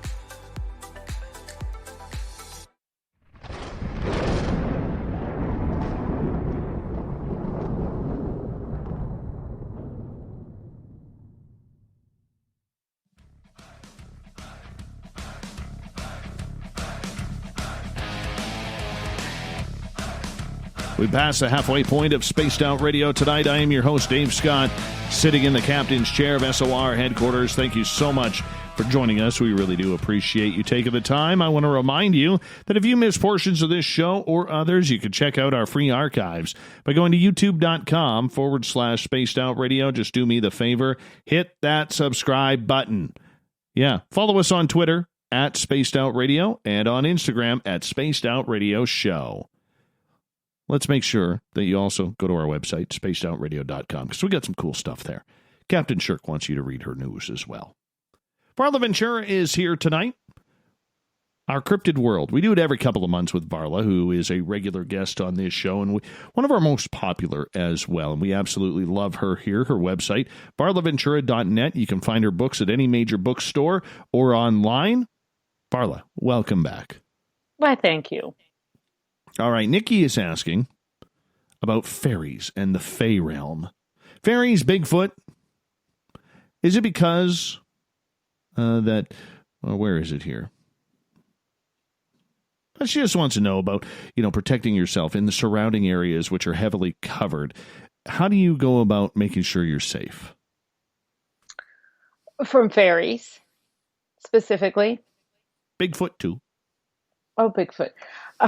I don't know how to keep yourself safe from Bigfoot. I mean, you know a lot more about Bigfoot than I do. I feel that Bigfoot is kind of a you don't bother me, I won't bother you sort of creature, at least for me. I think we were kind of talking on the break there about these kind of things when you encounter them or you see them, and usually for myself, the supernatural and sort of paranormal experiences I've had, in the moment, I'm so busy processing because it doesn't quite seem logical what's happening, that it doesn't seem particularly scary, and I sort of react accordingly in those split seconds. So I've never encountered a Bigfoot, so I don't actually know what I would do. I've heard some things that have definitely made the hairs on the back of my neck stand up, especially camping in the woods as a teenager and stuff like that. But I've never actually seen one, so I don't know what I would do. But I definitely have a sort of I try and operate when I'm in a natural setting like that with a great deal of respect. I don't like those, even in those ghost hunting shows where they start demanding that the ghosts come out and talk to them and banging on walls and things like that. I mean, I don't think it works that way. So I think that if you're going at it, I'm not saying you're 100% safe by just having the right mindset, but I think that that's the number one thing, is to have the right mindset and to have the sort of appreciation for your surroundings. But for fairies, I think that, fairies do like to mess with you, and they do like to mess with people who are vulnerable, which is all of us at some point, right? So it could be that your senses are dulled because you've been out drinking at the pub. It could be that you're vulnerable because you've experienced some trauma, you've lost someone, and you could be upset, you could be distraught. I know that I've had a couple of things that I wasn't sure exactly what happened, but I was particularly upset when they happened. So I think that they can sometimes, I don't want to say prey on that, in that they're there just to make things worse, but I do think that when you have a high emotional reaction, they can kind of be attracted to that. And I think that that's probably true of a lot of sort of supernatural creatures in general. So I think it's always important to, make sure that your mindset is sound as can be. Look, pot kettle.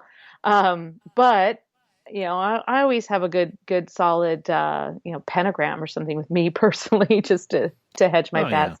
But I think who doesn't carry a pentagram? Who doesn't? Who doesn't carry a pentagram around here these days? If you're not carrying a pentagram in 2020, Who it's are your you? own dang Who are fault. you? Yeah. Exactly. Who are you? Exactly. Who are you? What are you all about? Never mind brandishing a gun or anything like that. Let's just get right to the pentagrams. It's a hell of a lot more dangerous and protective. Anyways, moving on here. Well, Go I ahead. just want to say a good thing to do, especially around your home, and I had kind of touched on this earlier, but certainly having like a dedicated place, if it's outside or even if it's inside, you might think of it as an altar, but it could just be a small place, a place where you are inviting that whatever it is to sit and dwell. And sometimes just that's enough to dispel some of the mischief or the negativity, is to just actually kind of give it something yummy to eat and shiny to play with. Always. Varla Ventura is our guest tonight on Spaced Out Radio. Varla, haunted forests. Every county, every province or state, every country seems to have these haunted forests that are all around where spooky things and legends seem to happen. There's a lot of these around there. How many of them, in your opinion, that you've looked at are actually of value, truly haunted? Good question, because you certainly do have to factor in that sometimes people are so uncomfortable and unfamiliar with the forest that there are noises that they hear that really are just animals. And so you have to kind of include that. But I don't know. I mean, I've been in places that weren't supposed to be haunted at all and had some pretty creepy experiences. So anytime I hear a story of someone having something particularly powerful and otherworldly and creepy in a forest, I pay some attention to that. And of course, just like with anything with, haunted houses, there's half the time people just start, hearing the creak of the floorboards and the scuttle of bats in the rafters. And it's really, might just be the wind. But, I am a big proponent of that space in between, that scratch on the windowsill that someone might explain away is very likely to be something kind of peering in and taking a glance at you or trying to creep in your window. So I like to kind of twist things a bit, probably too much.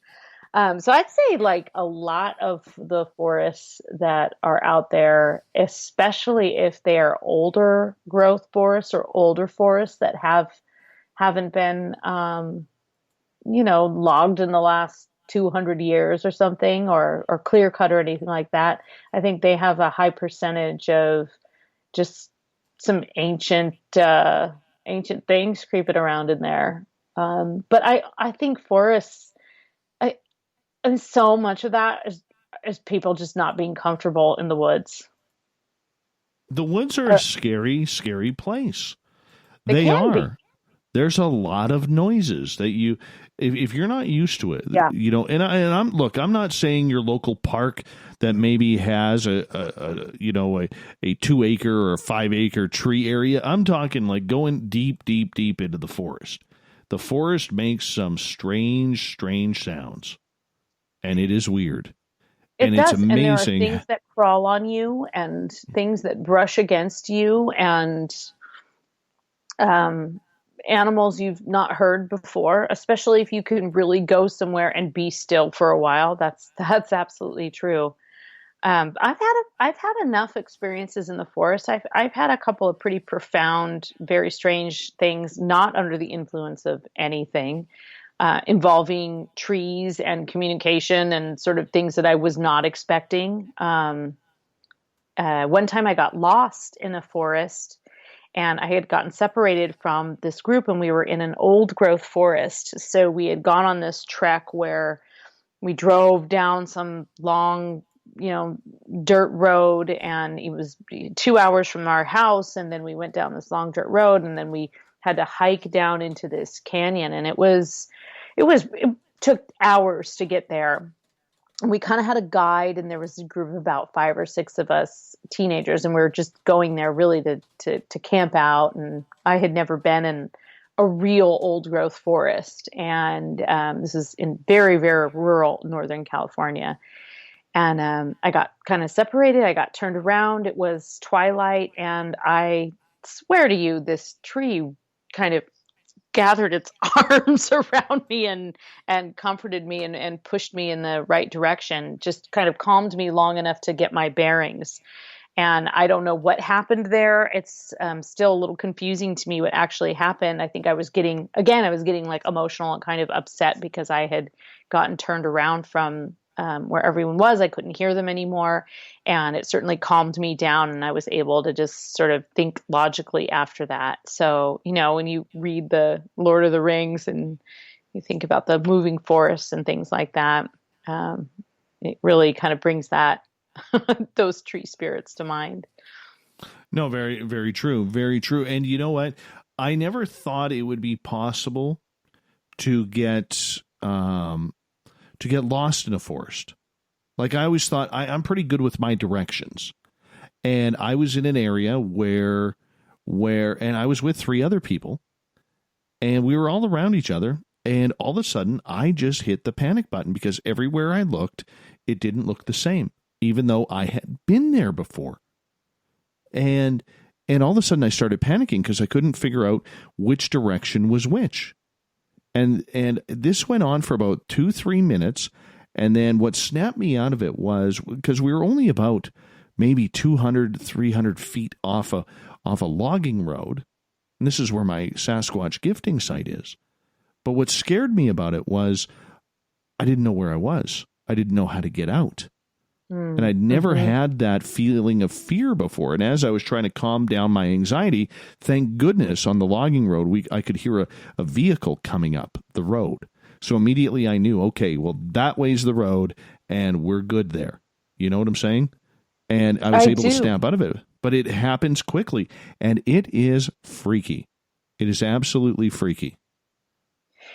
It is, and I think, I've had similar experiences in the water as well. Like, even if you're a really strong swimmer and you think you know what's going on, and then all of a sudden nothing is right, and it takes you a really long time to get back to the place that you're tired, and all these kind of things happen. And I think that for me, and an experience, like, it's an interesting feeling because you can be in this massive forest and somehow it feels claustrophobic, which is a strange thing to be out in this vast wilderness, and suddenly you feel this kind of like crushing panic that you might feel as if you were in this small box. And I think that over and over again you see in folklore and mythology this tree spirits or water spirits guiding you. You see things that come out of particular kinds of trees. You have the druid practice of circling with the oaks, and things that, whether these things actually come out and help you, or the knowledge of them comes out and helps you and calms you. And the reason that people perform those kind of rituals and have altars and all, kind of acknowledge them or do spell work is for that very reason, to say, hey, I see you. I know you're there. Please don't, change on me. Please protect me somehow when I'm out here, because it's such a humbling experience, and it can be very, very frightening. Not frightening because you think, maybe you think some kind of crazy creature is going to come swooping down out of the trees and grab you, but more frightening because your sense of time and place can be completely thrown off, and you're totally disoriented, and then panic can set in pretty quickly. Yeah, no kidding. No kidding. And the thing is, can you always ask the forest for help? Does that work if you're lost? I mean, it's worth a shot, right? It's worth a shot. I mean, it certainly can't hurt to. I think if nothing else, it might calm you down enough for you to make a little bit more of a sound decision, because nothing good comes of panic, right? Like that's when things really go bad. You make the bad decisions when you're panicking, if you're panicking out of fear or whatever it is. So I suppose if there's some kind of way to calm you down, but I mean, it's worked for me. I've certainly been in that situation where I've been lost, or yeah, I had a friend actually tell me when I was a kid, you don't need to stare down at the path. Like, just trust that the path is there and you'll walk the path.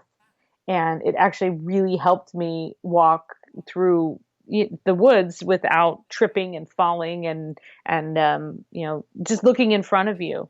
So there's a mind over matter, or a meld of mind and matter, I guess, when you're in the forest. And I think that's that's the space where these cryptids and fairies dwell. They dwell in that in between. They're not right in your face, and they're not always fully hiding. Which throws us off, right? Because we only see them sometimes, so then we doubt them. But they really dwell in that in-between space and have a very different relationship with time in general. So it can be, I guess, frustrating even for some of us. You know, you go out and you're expecting to see these things, or you go out looking for Bigfoot, or you go out to perform a ritual in the woods and hope that something speaks to you and nothing happens, or you don't find that ghost in that place. And, I guess it's not always on our command, I suppose. Darn it. Got it. All right. Brett is asking, do different beings prefer different types of forests? Yeah, definitely. Definitely.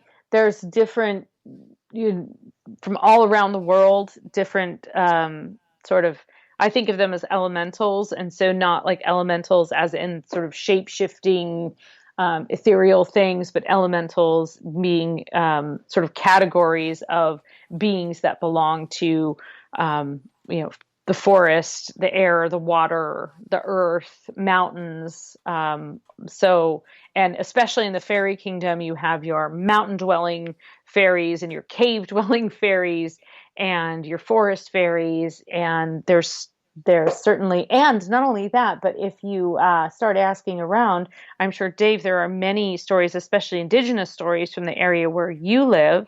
And certainly where I grew up, there's all manner of sort of werewolfian things in the lore.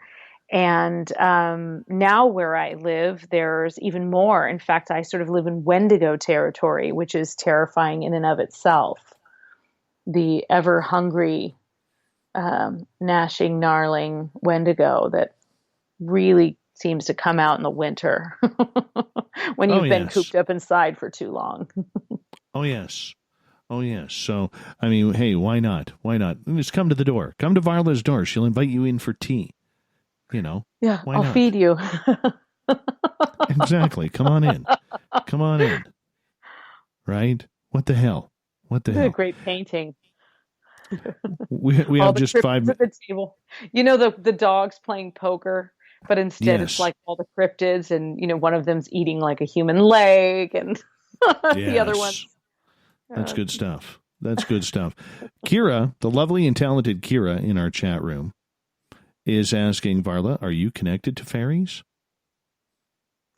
Yeah, I mean, I feel pretty connected to them. I think I feel probably a little more connected to something more in the mermaid realm at times, but my biggest connection is with some of those Irish fairies like the Banshees and the Pookas.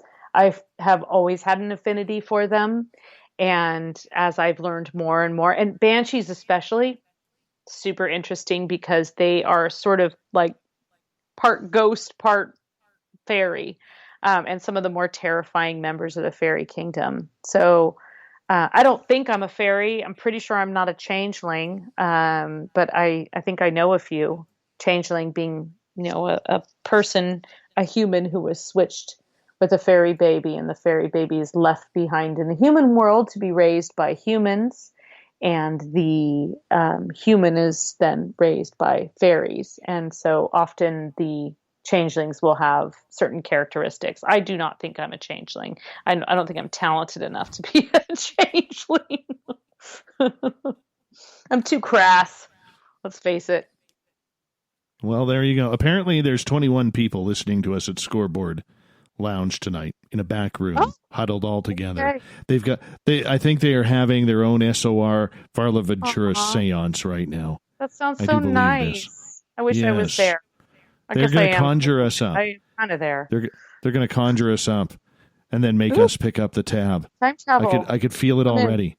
Okay. I can feel it already. Bring your wallet. All right. Bring your wallet. All right, we've only got a couple of minutes before we get Bring your credit before card. we got to go to. See you in Vegas. Oh, I can't wait. God, they got to open up this border so I can get down there. Mask or not, I need smuggle Dave. I need a Vegas trip. Dave. Yeah, I need a Vegas trip bad. Philip is asking, what is Varla Ventura's advice for seeing a mermaid or merman in the Pacific Northwest? To see one, or what should you do if you do see one? If you want to see one, I think just repeated visits to the same spot, especially a spot that you feel very comfortable, and also just that you just have that feeling, you love it for whatever reason, and ideally without a lot of other people around. So be safe, of course, but that is, by and large, you will read across time and space. Mermaid stories are generally mermaids appearing at a particular place and over time. So they're not necessarily, it won't necessarily be the first time you go, but you can kind of return and do some mermaid spotting. And if you like to sing, that, especially if you're alone and you feel like you could sing at the top of your lungs into the sea, then go for it. I think there's probably a good chance of seeing a mermaid. I don't know where you are in the Pacific Northwest, but I really like that little southern part of the Washington state coast, kind of on the other side from Astoria in Oregon. That there's sort of a little community up there, and I feel like that's got a good chance at mermaids. Otherwise, maybe Victoria, Vancouver, those are probably your good bets. But I think the more kind of isolated and pristine it is, the better off you are with better chances you have of seeing a mermaid. So good luck. Let me know if you spot one. All right. We got about 40 seconds here. Let's fit in Game Vent's question. Is a red-eye wolf a cryptid creature? Well, if it's a werewolf, then yes. And sometimes that's an indicator of a werewolf, as a wolf that seems to have red, glowing, glaring eyes, if that's what you mean. But it also can just be an anomaly. I mean, I would approach it. Or would I? Oh, you totally would. You totally would. Come here, have a steak. That goes with the painting of the table. Werewolves. Bring some tennis balls. Just bring some tennis balls. Drinking. It's the safest thing. Tennis balls. Varla, I'm going to get you to hold on right there. We are going to go to break here at the top of the hour. We have a half hour left with the talented and lovely Varla Ventura. And our cryptid world here, Varla's website is varlaventura.net. We're going to continue with audience questions in our chat rooms. And, I want to ask her about these weird stairways in the forest. We're going to get into that next as well. We'll be back with more Spaced Out Radio in Hour 3 next.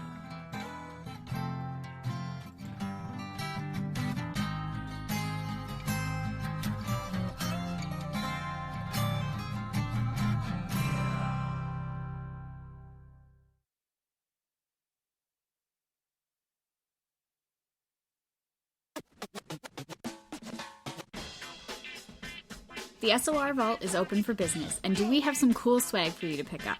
All you have to do is head over to our website and click on the SOR Vault. You have a variety of cool logos to choose from, and put them on anything you want. T-shirts, hoodies, hats, coffee mugs, you name it, we can get it to you. So do your shopping by supporting the story you love. Get your Spaced Out Radio swag at the SOR Vault today.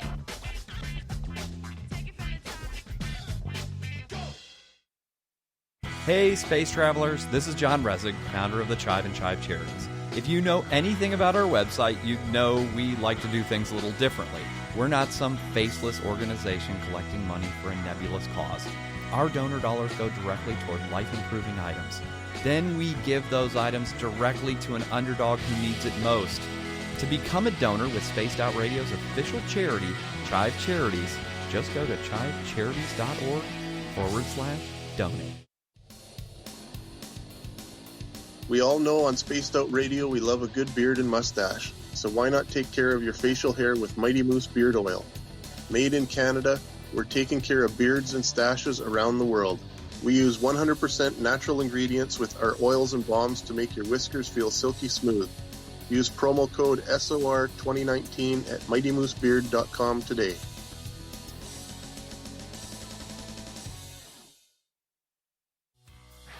Hi there, this is the paranormal lawyer Michael W. Hall. I'd like to invite you to listen in each Sunday night where we're going to open up your eyes to everything strange and paranormal. I will be hosting some great guests with topics that affect us all, such as UFOs, ghosts, and everything paranormal. Let's learn together on Spaced Out Radio Sunday with myself, Michael W. Hall, the paranormal lawyer at spacedoutradio.com. I'm feeling a little spicy tonight. What to do? What to do? Why not get Bumblefuck? 4 million Scoville units of pure hard rock. Bumblefoot hot sauces come in 3 flavors. The burning Bumble. Tone it down a bit with Bumblicious and throw the sauce on everything. Spice it up. Bumble me, baby.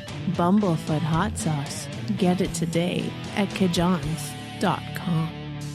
Hello, this is your guitar man, Ron Bumblefoot Thal, and I have to tell you, I love the response I get for Little Brother is Watching from Spaced Out Radio fans. It's amazing how music can inspire and make people think deeper about what's going on in the supernatural world. You can head over to my website, bumblefoot.com, to check out my music, my guitar workshops, my touring, even check out some of the hot sauces that I'm working on. And make sure you keep on listening, because with Spaced Out Radio, you know Little Brother is watching.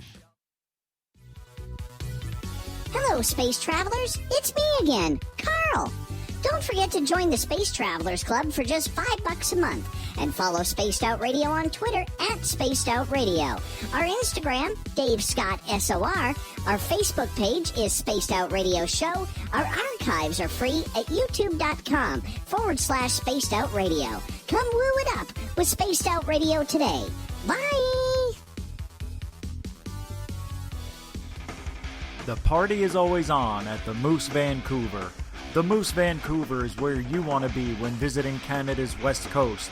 Open until 2 a.m. nightly, the Moose cranks up the rock while serving some of the best rated food in the city.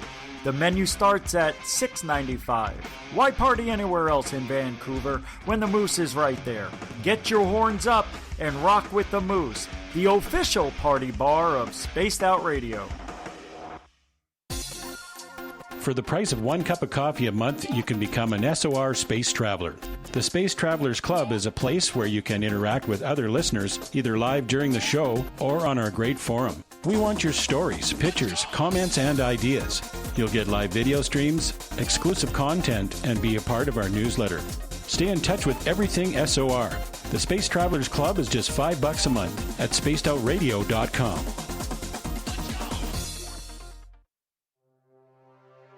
We are scouring the world for the most intriguing stories of your day.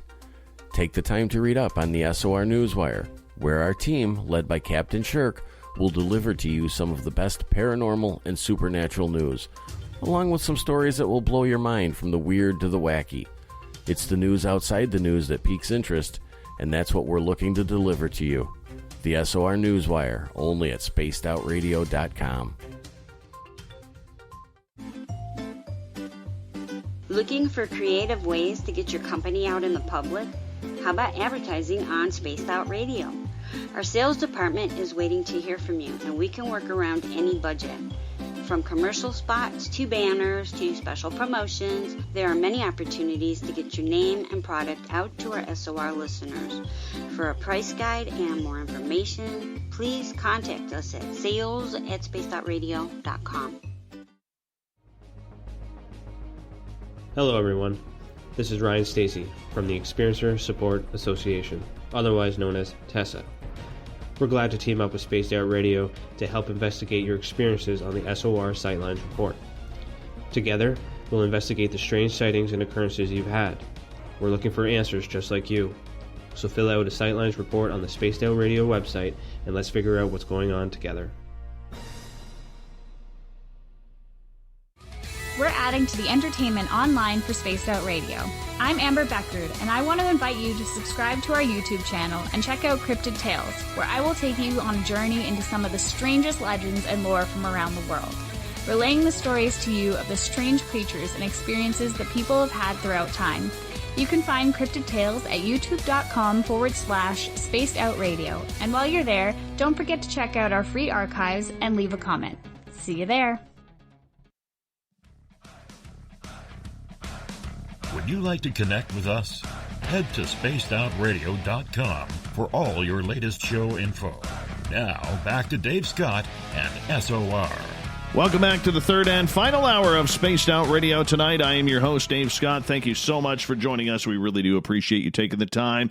Hi to everyone listening in on our terrestrial affiliates across the continent and on the digital side on TalkStream Live and Revolution Radio. Remember, you can check out all of our archives for free at youtube.com/Spaced Out Radio. Just do me the favor, hit that subscribe button. The Desert Clam has set the password for tonight in the SOR Space Travelers Club.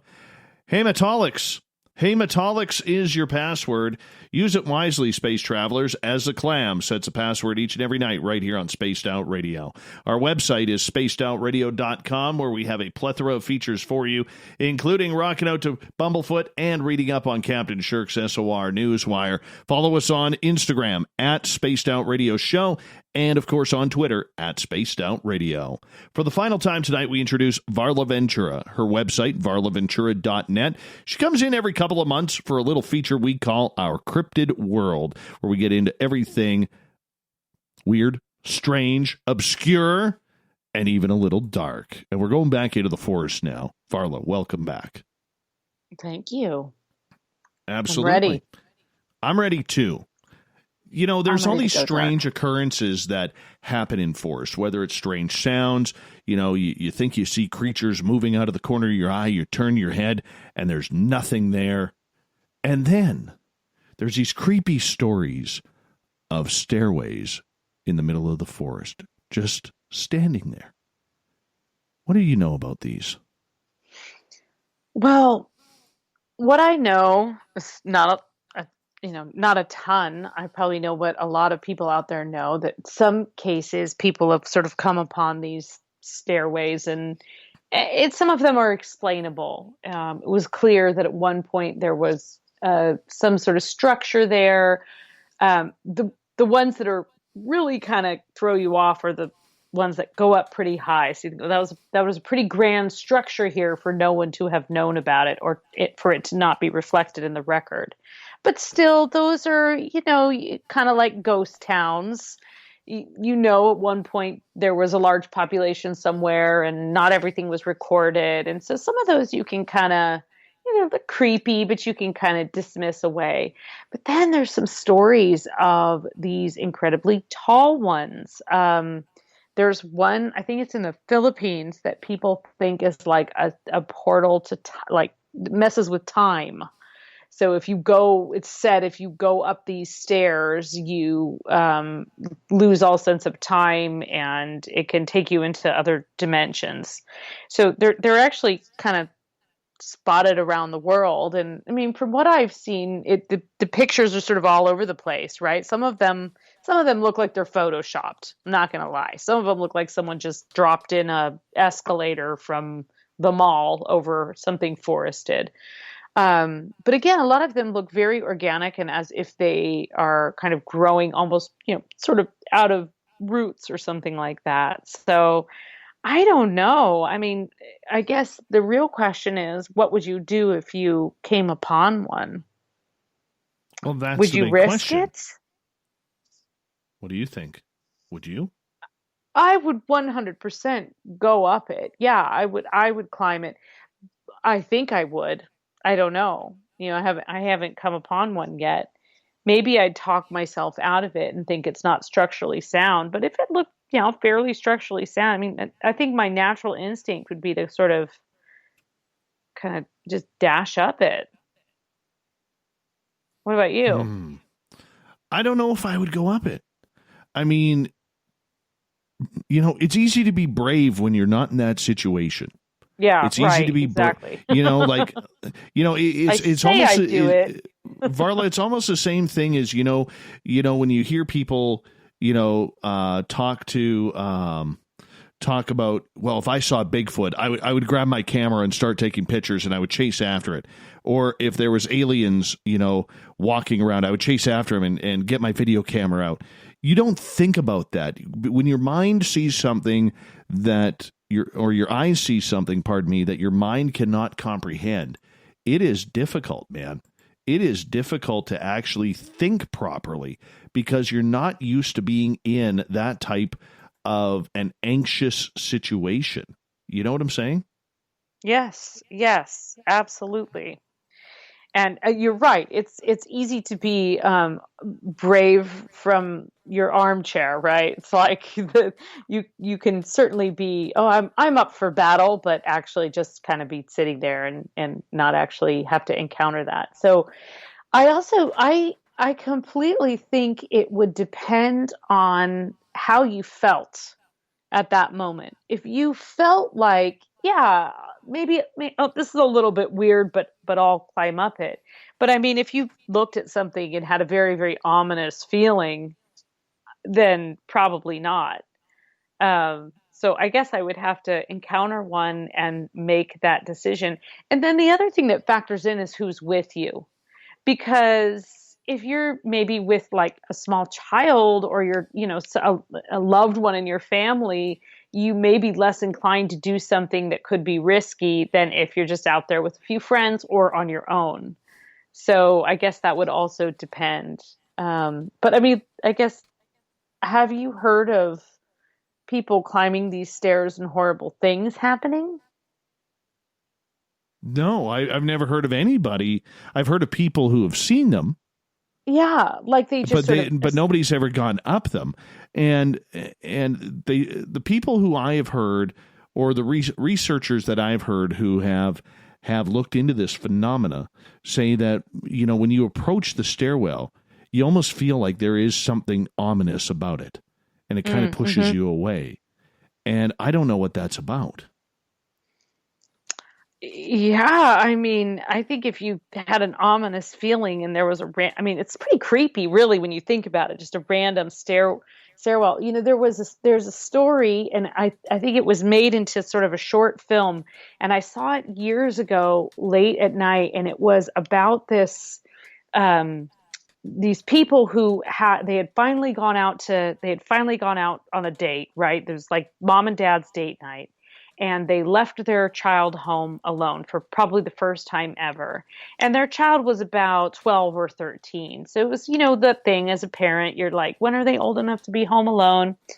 And so they get this phone call, the dad or something takes the phone call in the middle of dinner and the lights have gone out.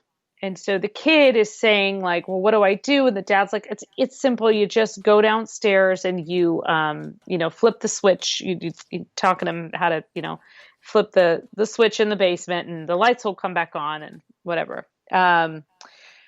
So the kid's scared. Well, I don't want to do it. So just go get the flashlight. It'll be okay. All right. So the kid starts talking to the dad, staying on the phone with the kid, and the kid's talking to the dad. And the kid's going down the steps, and he's like, "That's really, really easy. There's just 12 or 13 steps. Just count them out loud with me."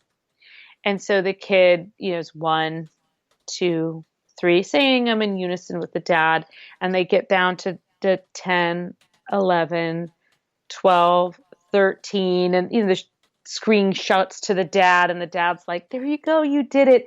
And then the kid says 14, 15, 16, 17, and that's kind of how the whole story ends, is this kid's just talking as this child is descending into hell on this staircase. And it was very, very creepy story.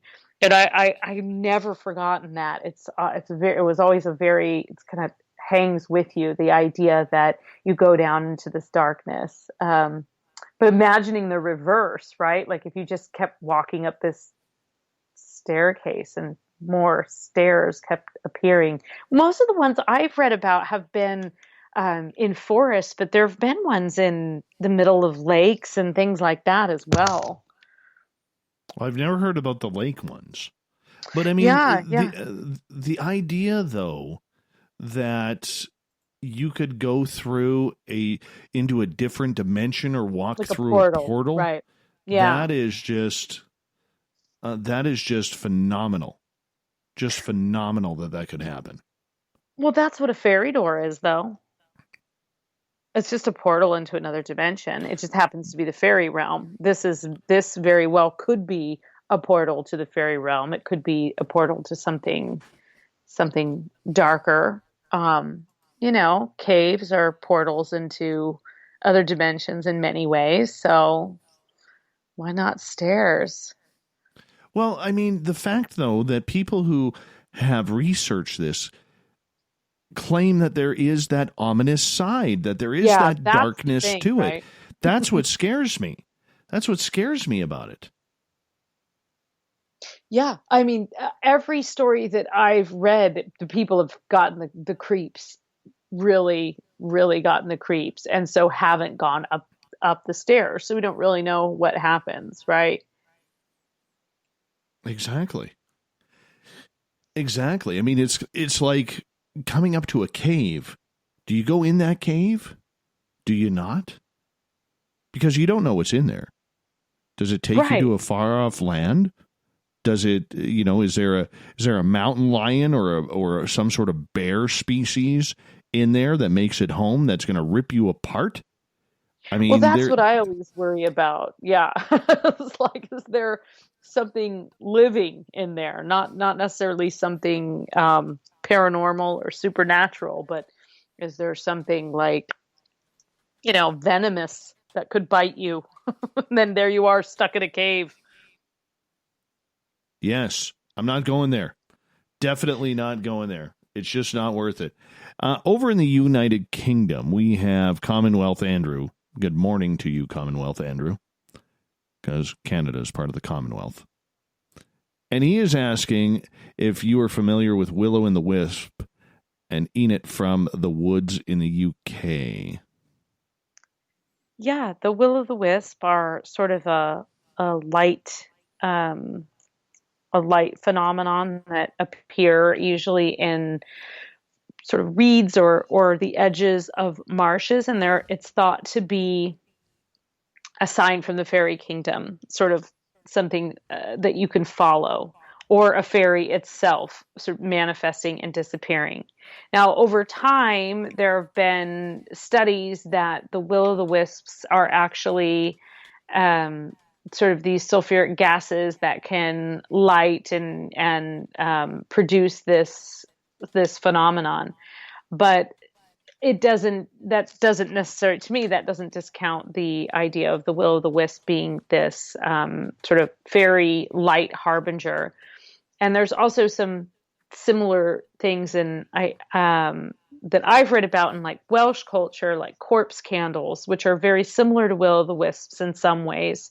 They're these sort of disembodied candles and lights that will appear frequently at crossroads and usually are considered a bad omen if you were to see a corpse candle.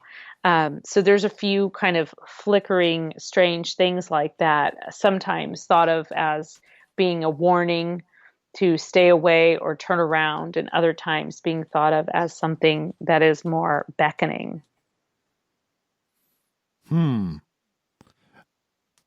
does it matter where the creatures are?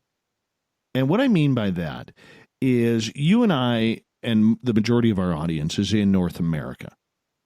Okay, but we have a lot of listeners, like tonight in our chat room, we have listeners from Belgium, from the UK, from Australia, from New Zealand, and other countries as well. All right. And the folklore that is here, is it synonymous with what happens in older parts of the world, like the United Kingdom that has thousands of years of history, or Europe or Asia, same way?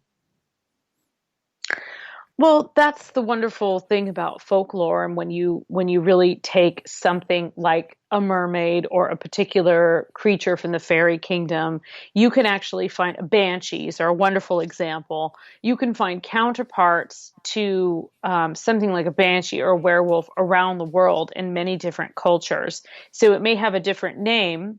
We might call it a banshee. Someone else might call it a warning ghost or a psychopomp, or different, there's different terms. There's a lot of werewolfian dog-like creatures around the world. There's even, like I had mentioned earlier, were-dolphins. So depending on where you are in the world, there might be a counterpart or equivalent. But one thing that I find incredibly fascinating, and that I feel like you never really have the full body of knowledge, that even when I was working on the fairy book, not long after, I mean, it was so hard to finish that book because it was like everything that I learned about had a connection to all of these other creatures. So if you think of what's called a bogey or a hobgoblin, there are similar words that mean goblin, that mean boggle, that there are all these different equivalents. And we have a very, in many cases, especially with some of the Irish and Welsh folklore, we have and Scottish as well, we have a very anglicized version of Gaelic words. And so the versions of that kind of can get lost in translation. So you'll have the way that, words kind of evolve, but they're all kind of talking about the same equivalent of the same creature, or it might be a brownie or a dobie or things like that. And you'll find that also around the world. Certainly find that with mermaids as well. You have Mamiwati, you have many different variations on mermaids. Let's see, we have Mamiwati, who is an African mermaid goddess who is associated with fertility, healing, wealth, and beauty. Yemaya is another African mermaid goddess. The Lorelei, many people have probably heard of the term Lorelei, and that's sort of a mermaid-like creature that is most famous for being seen in the Rhine River that runs through Paris. And you have mermaids, you have, there's variations of mermaids in Chinese fairy tales. There's wonderful stories in Australia and New Zealand of mermaids and their relationship with people, both guiding fishermen and helping them, as well as turning up things like pearls and other things that can be a livelihood in exchange for certain offerings. So there's really, there's a lot of similar cryptids around the world. And I think that's very true with folklore. You find that with witchcraft and stories about, hauntings and things like that as well. So I think each place has its individual history and lore and culture, but there's a universality to the existence of it, I guess. Mm-hmm. That sounds very interesting. That sounds, because I think we got all caught up in what's happening in our own area, in our own country, and everything around the strange stories and folklore. But, it's amazing how similar that a lot of these stories are. I mean, you take Bigfoot. You have so many different versions of this creature being seen on every continent except for Antarctica. We don't know if he's there. We know Megatron is, though. But on the 6 continents, there are reports of this big hairy creature. There are reports on all 6 continents of mermaids. There are reports on all 6 continents of lake monsters. So we do have that type of continuity that is going on, at least. Yeah, definitely. And I think it does matter place in so much as there are particular creatures and that are associated and dwell in certain places.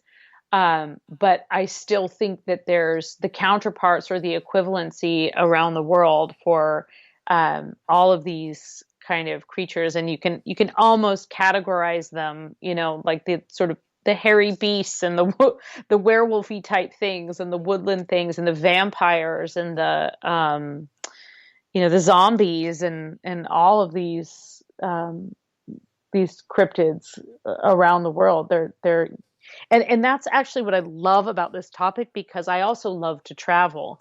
And so I love going to a place and either finding out, the haunted history of it, or finding out what the local folklore is, going for a walk with someone who grew up there and hearing about the stories from the woods or the beach or whatever. Even in Ireland is one of my favorite things, because everyone in Ireland is a wonderful story. Everyone I encounter in Ireland is always a wonderful storyteller.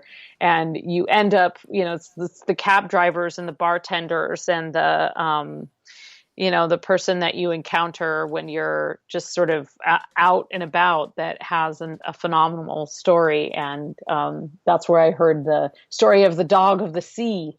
No one ever lives to tell the tale about the dog of the sea. Look at it and it immediately sort of causes you to die of fright.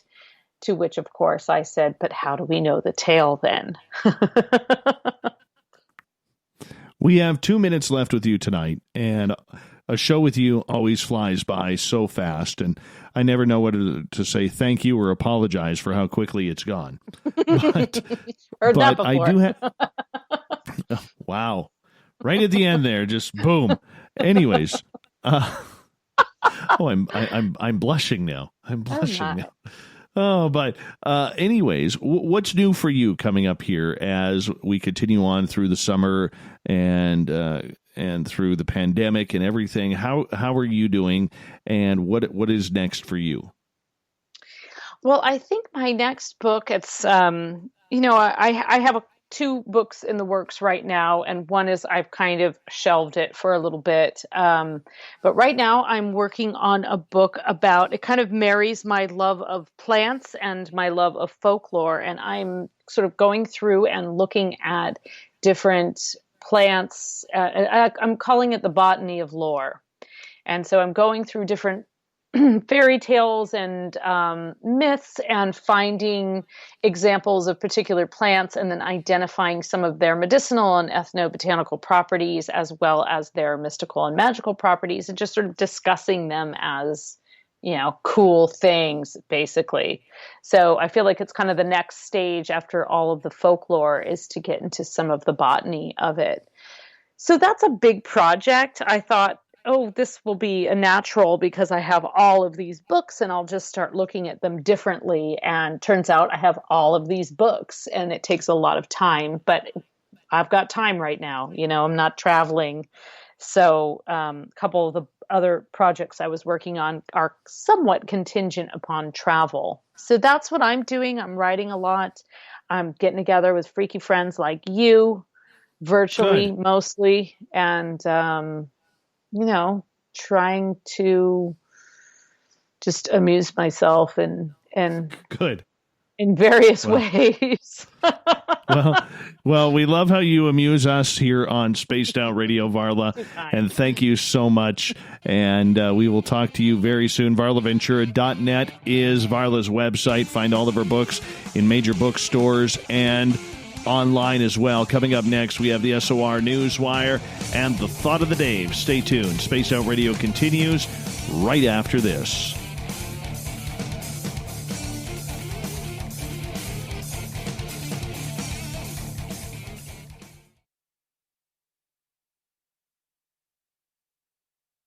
Hello, this is your guitar man, Ron Bumblefoot Thaw, and I have to tell you, I love the response I get for Little Brother is Watching from Spaced Out Radio fans. It's amazing how music can inspire and make people think deeper about what's going on in the supernatural world.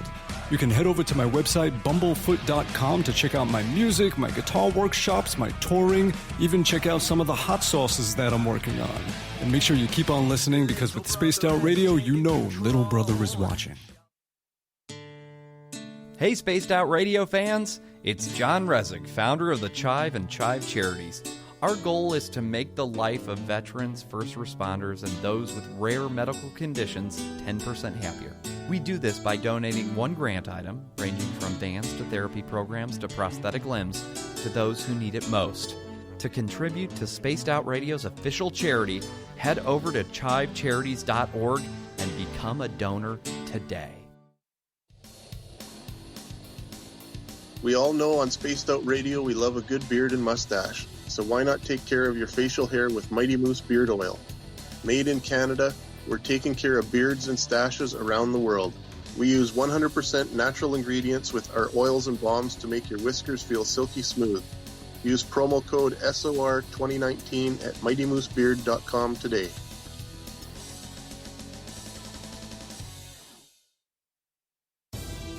At spacedoutradio.com, we are keeping you up to date on all the news with the SOR Newswire. Captain Shirk leads the team that is bringing you the news of the day and exclusive stories on everything paranormal and supernatural. It's free to read, it's updated daily, and it's right there for you. The SOR Newswire is a one-stop shop for the news of the day. Check it out at spacedoutradio.com today. If you like it hot, real hot, then heat up your meals with Bumblefoot hot sauce. Get your Bumblefoot hot sauce today. The sauce, Bumblicious, and the 4 million Scoville unit Bumble. We're going in hot, real hot, coming out even hotter. Keep the milk nearby and tantalize your taste buds tonight. Bumblefoot hot sauce, available now at kajans.com. Are you looking for great advertising value for your company? Look no further than Spaced Out Radio. We have a multitude of places to get your name out there, including commercial ads during the show, special promotions, and banners on our website. Our audience is proven to support the companies that support our show. We can make your budget work for you. So for more information, please contact us at sales@spacedoutradio.com. Hi there, this is the paranormal lawyer Michael W. Hall. I'd like to invite you to listen in each Sunday night where we're going to open up your eyes to everything strange and paranormal. I will be hosting some great guests with topics that affect us all, such as UFOs, ghosts, and everything paranormal. Let's learn together on Spaced Out Radio Sunday with myself, Michael W. Hall, the paranormal lawyer at spacedoutradio.com. Cold drinks, great food, and the best music in Vancouver. The Moose Vancouver is the place to be, open until 2 a.m. nightly. Everything on the menu starts at just $6.95. Who serves food that cheap anymore? At the Moose, you'll never know who you'll run into. Rock stars, actors, athletes. It's the place everyone wants to be. So join us at the Moose Vancouver, the official party bar of Spaced Out Radio.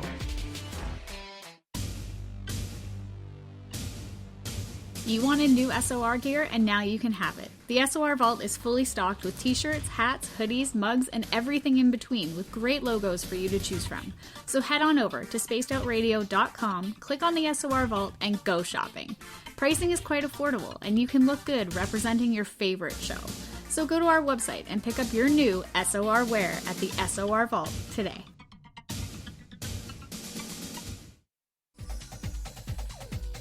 Hey everybody, the SOR Space Travelers is open. For just $5 a month, you can hang out with Dave and our crew privately in our members-only section. With your signing, you'll receive newsletters on what's going on with Spaced Out Radio. You'll have direct contact with the host during the show in our chat, live streaming videos, and a great forum for your posts and more.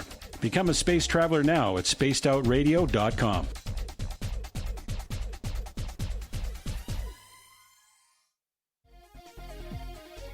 Hello, space travelers. It's me again, Carl. Don't forget to join the Space Travelers Club for just $5 a month and follow Spaced Out Radio on Twitter at Spaced Out Radio.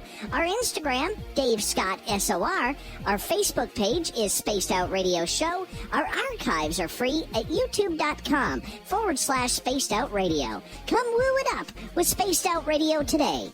Bye!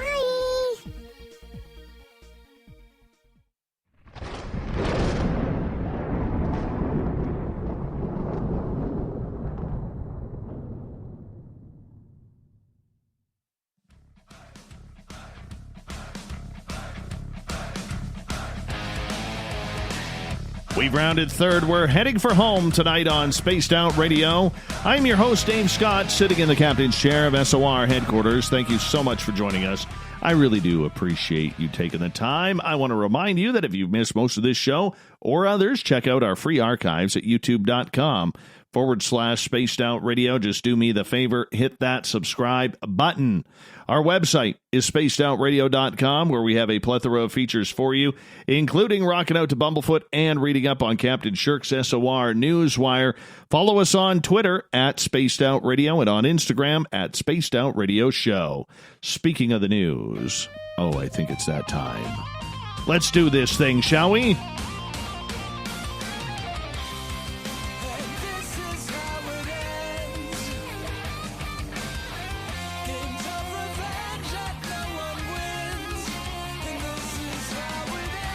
The news is always changing, which is why we bring you the SOR Newswire at the back end of every show, where we get to the weird, the strange, the wacky, and sometimes mysterious. Weird one out of South Korea, where the capital of Seoul is battling a real mystery right now. The mayor went missing, and his body has now been found. Park Woon-soon's daughter reportedly told police he had left a message before leaving the house, leading her to raise an alarm. His body was found on Mount Bugak in northern Seoul, near where his phone signal was last detected. No cause of death has yet been declared. However, police say they were investigating this case as a suicide. Yeah, a note was later released that appeared to be written in Mr. Park's handwriting, saying, "I'm sorry to everyone. I thank everyone who has been with me in my life." It has emerged that a female employee had filed a sexual harassment claim against Mr. Park in the hours before he went missing, but there has been no confirmation that this played a role. He did not show up for work, canceling a meeting with a presidential official at his Seoul City Hall office, and an official with the Seoul Metropolitan Government as well. Police officer Lee Byung-seok told the media that Park was seen by a security camera at 10:53 near the entrance to the wooded area when the signal was last detected. About 600 police and firefighters using drones and dogs searched the area before finding his body. He was first elected in 2011 to an unprecedented third and final term in June of last year as well. He clashed with President Park Geun-hye, openly supporting millions of people who protested against her in 2017 before she was eventually charged and imprisoned on bribery and other charges. As a member of President Moon Jae-in's Liberal Democratic Party, Mr. Park was reportedly under consideration as a potential presidential hopeful in the 2022 election. Guess not now. Let the religious battle begin in Mississippi. The Satanic Temple reportedly has plans to sue the state of Mississippi for the words "In God We Trust" that are apparently going to go on its new flag. The group wrote in a letter to Mississippi Attorney General Lynn Fitch that if the state is going to place a religious phrase on its flag, it should include a reference to Satan. It was said in regards "In God We Trust" as an exclusionary religious phrase. The organization commended Governor Tate Reeves for signing legislation in late June to remove the Confederate battle emblem from the flag, but adding that removing one divisive symbol of exclusion only to replace it with another divisive phrase of exclusion does not eliminate exclusion, but rather moves it from one group to a collection of others. Under the legislation Reeves signed on June 30th, the new state flag flag's design cannot have any Confederate imagery and must include the phrase, "In God We Trust." Mississippi lawmakers fast-tracked the legislation to change the flag amid racial equality protests that have sparked across the United States. Voters in Mississippi will be asked to decide on the new state flag design on the November ballot. We can imagine that there would be some Mississippians who would be a bit put off by the words "In Satan We Trust" on the flag. The Satanic Temple wrote in its letter, "If you can imagine that, then you might imagine how atheists, Satanists, and other people of non-theistic faiths could feel excluded by the addition of 'In God We Trust' to the state flag." "In God We Trust" first appeared on U.S. money in 1864 and became the national motto in 1956. The group said it realizes the Supreme Court previously ruled that having the motto on U.S. currency does not violate the First Amendment, but believes the case is distinguishable. The Satanic Temple, created in 2013, has been involved in other First Amendment lawsuits as well. A Canadian Forces base in Alberta, Canadian Forces, Alberta, American, Alaska. There we go. Thank you, Dave, for the clarification. Let's try this again. A Canadian military base in Alberta is recruiting a new battalion of lean, mean eating machines for a mission that will require limited action this summer. The Department of National Defense has put out a tender for goats and sheep to graze on part of the base at Four Wing Cold Lake. We did this in CFB Comox a few years ago, and I have a strong feeling the idea kind of kicked off from that experience, said Captain Matt Strong, Public Affairs Officer for 1 Canadian Air Division based in Winnipeg. "The reason we are using goats is because the areas that need to be trimmed are in precarious locations, such as where drainage ditches exist. The tender, which is now closed, said the base has areas that are difficult to maintain due to the degree of slope and accessibility. To get people in there with trimmers and stuff takes days because they do it by hand, but you can just dump a bunch of goats in there and they can take care of it in no time," Strong said. The contract calls for a herd of 250 animals, 70% goats, 30% sheep. Strong said it is not something planned for other bases across the country. Using goats for weed control is not new. It's been around in Europe for centuries, and the critters have been employed in Kamloops, British Columbia, and in Regina, Saskatchewan, to deal with invasive weeds as well. The city of Calgary started using goats to wipe out noxious weeds, most notably the Canada thistle, in a more environmentally friendly way at an urban park in 2016. "We've got 3 different goat herds operating in the city right now. I would like to say it's a success," said Chris Manderson, who handles the urban conservation for Calgary Parks. Manderson says the newest area to get the goats herd next week is a steep bluff north of Bow River.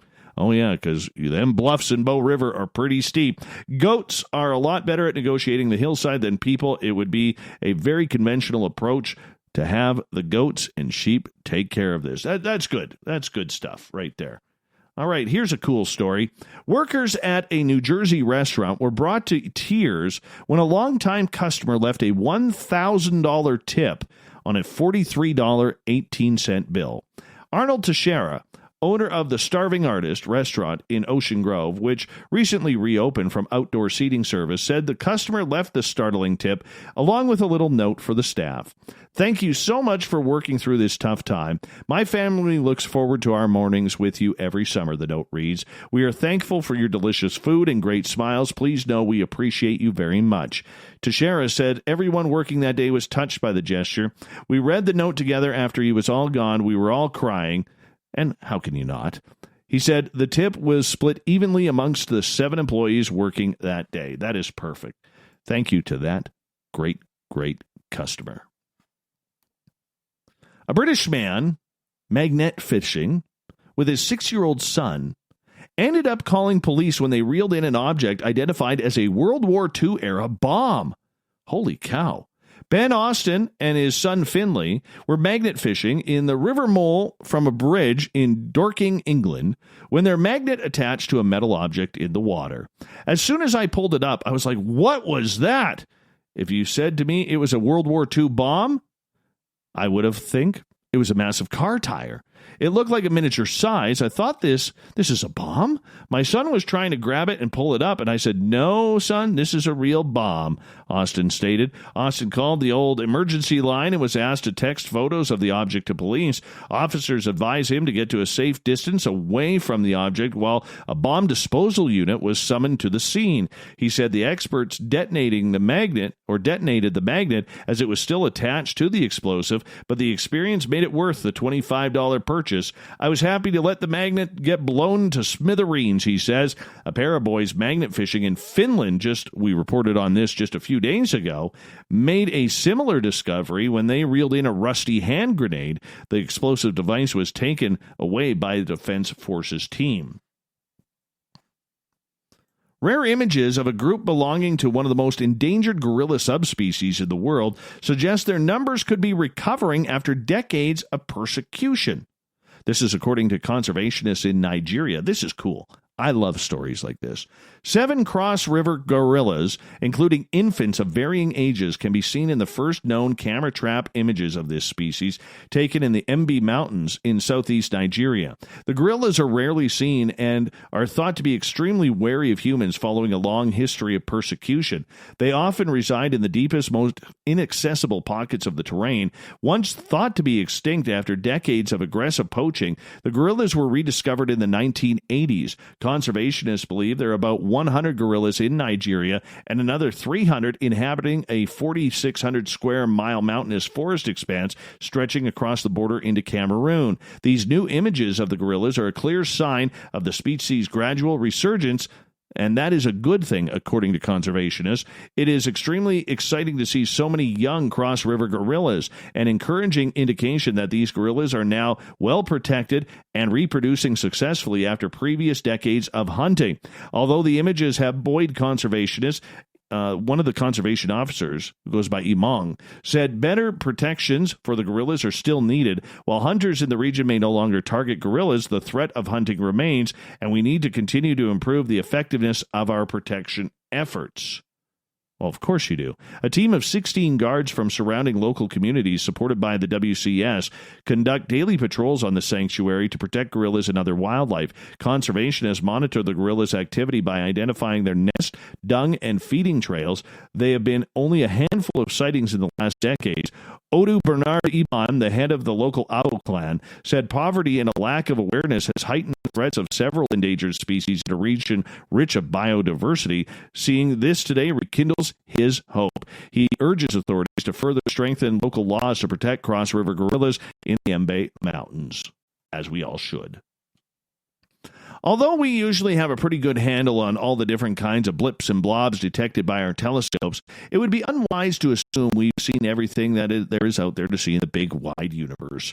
Case in point, a new kind of signal spotted by radio telescopes, which has astronomers scratching their head. See, it's aliens. Why can't they just say it's aliens?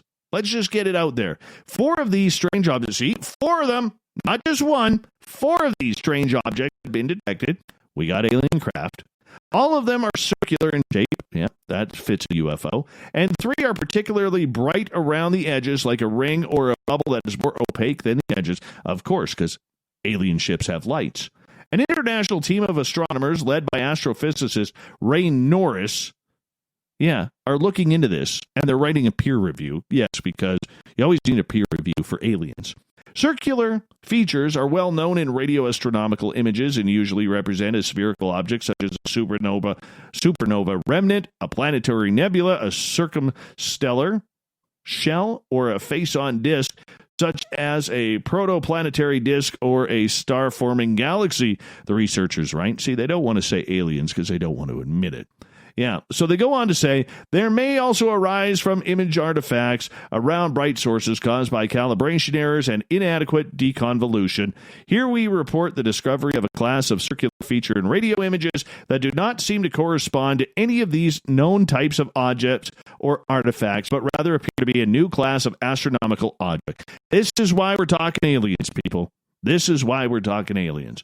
You know, they want to deny it. They want to look for some, mystic, universal type of imagery.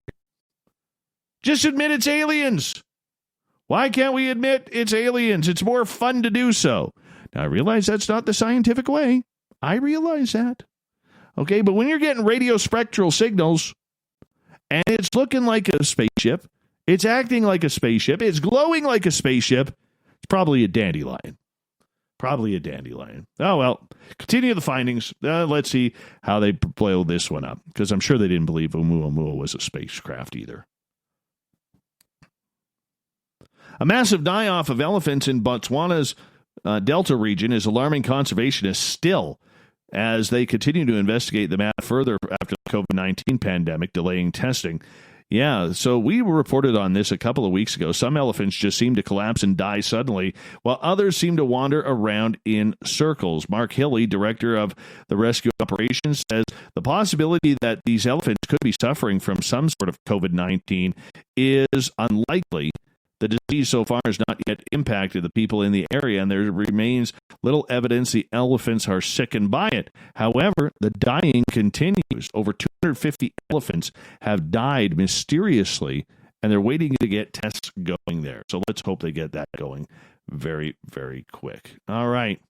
An online company is offering Nintendo fans the chance to make $1,000 with an unusual dream job, playing Animal Crossing New Horizons for 50 hours. HighSpeedInternet.com, which offers comparisons and reviews of internet service providers, has said it's seeking a gamer with a Nintendo Switch or Switch-like console and their own copy of Animal Crossing New Horizons to make $20 an hour playing the game for 50 hours. It doesn't matter if you're new in town or a master gamer perfecting your private utopia.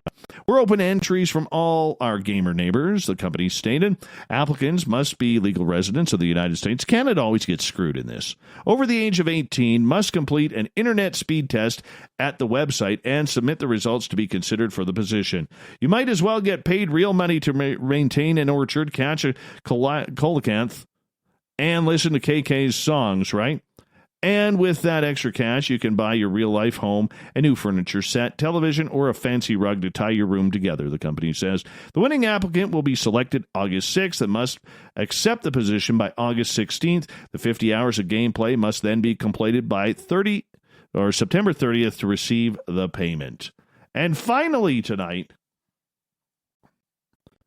villagers in central China have filmed what they suspected to be a mysterious beast swimming around the reservoir. Residents thought it could be the legendary lake monster after spotting the 10-foot-long creature lurking in a pond in Luoyang in Henan province. Footage released by local media shows the supposedly mythical animal moving up and down the water at a fast speed.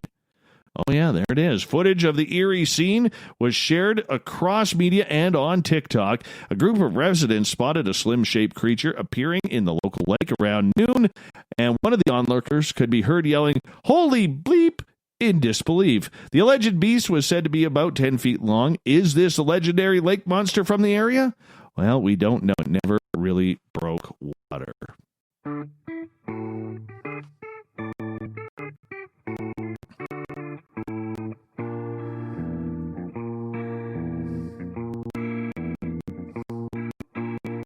Thought of the Day happens every night at this time, where we ask a question on our Facebook and Twitter pages, then read your responses on the air because we love the audience participation around here.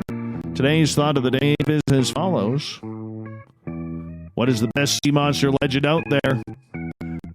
Marty, one of our favorite veterans who listens to this show, he usually kicks things off with a nice clown.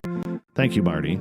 Nessie of Loch Ness might be a giant eel or a big sturgeon, but who knows? Might be a plesiosaur or some other thought-to-be extinct water beast. Graham, he's siding with old Nessie in Scotland. Shanna, a water horse, of course. I think a few plesiosaur have survived, have long been the stuff of legend and folklore. Yes, Canadian Joe agrees with that as well. Nathan's going with the Kraken. So many stories of it. Anybody who has ever seen it has been terrified of it if they lived. Ooh, a little scary there. Joe and Joe's luscious, beautiful hair, his mane, say sharks with frickin' laser beams on their head. Why? Because it's sharks with frickin' laser beams on their head. Absolutely.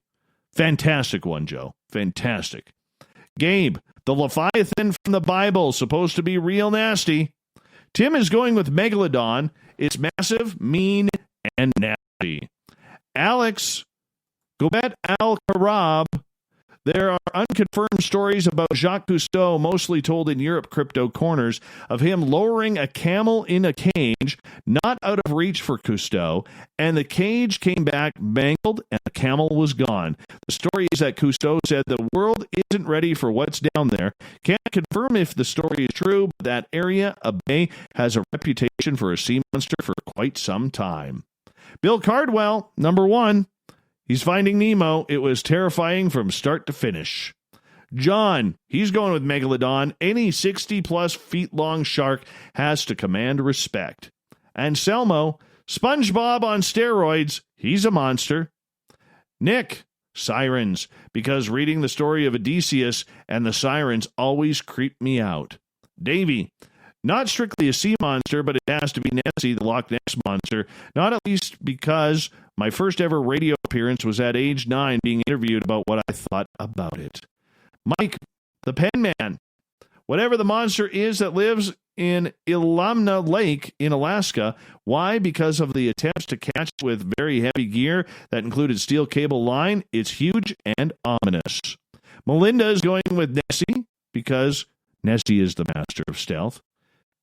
Chris, when my grandpa immigrated from Italy to the United States, he was freaked out on the boat ride thinking about the stories of Kraken that he heard from UK soldiers while a German POW. I'll take his word for it.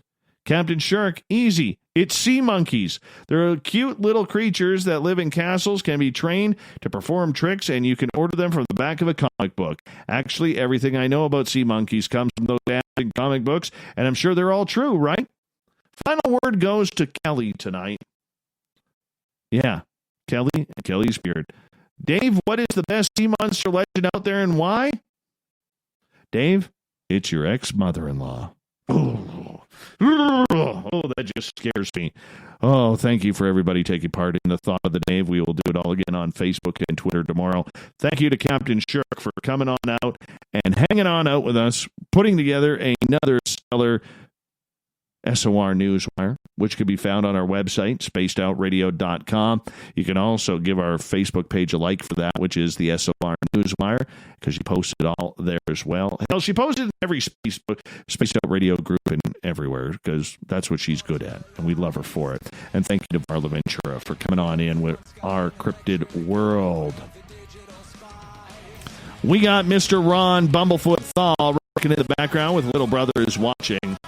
Bumblefoot is the official music of Spaced Out Radio, rocking us in and out of every single show. Get your horns up for the guitar god himself.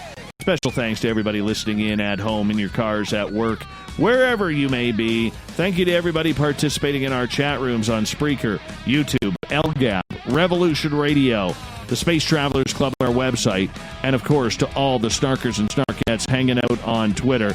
You guys were fantastic tonight. And Goddess Michelle, you will definitely host with us when Varla's back in September, because we love you that way.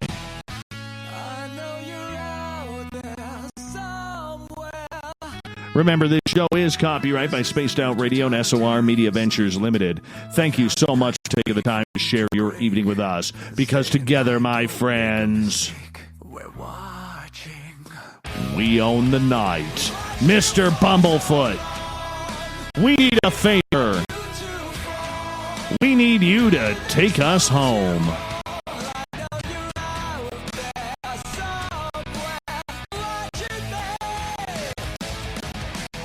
Thank you, everybody, for tuning us in. And remember, the Woo Train may have docked for the night, but tomorrow we shall ride again. Your seats are always available. Your tickets never expire. And if you want to bring a friend, there's room for them, too. Have a great night. Good night.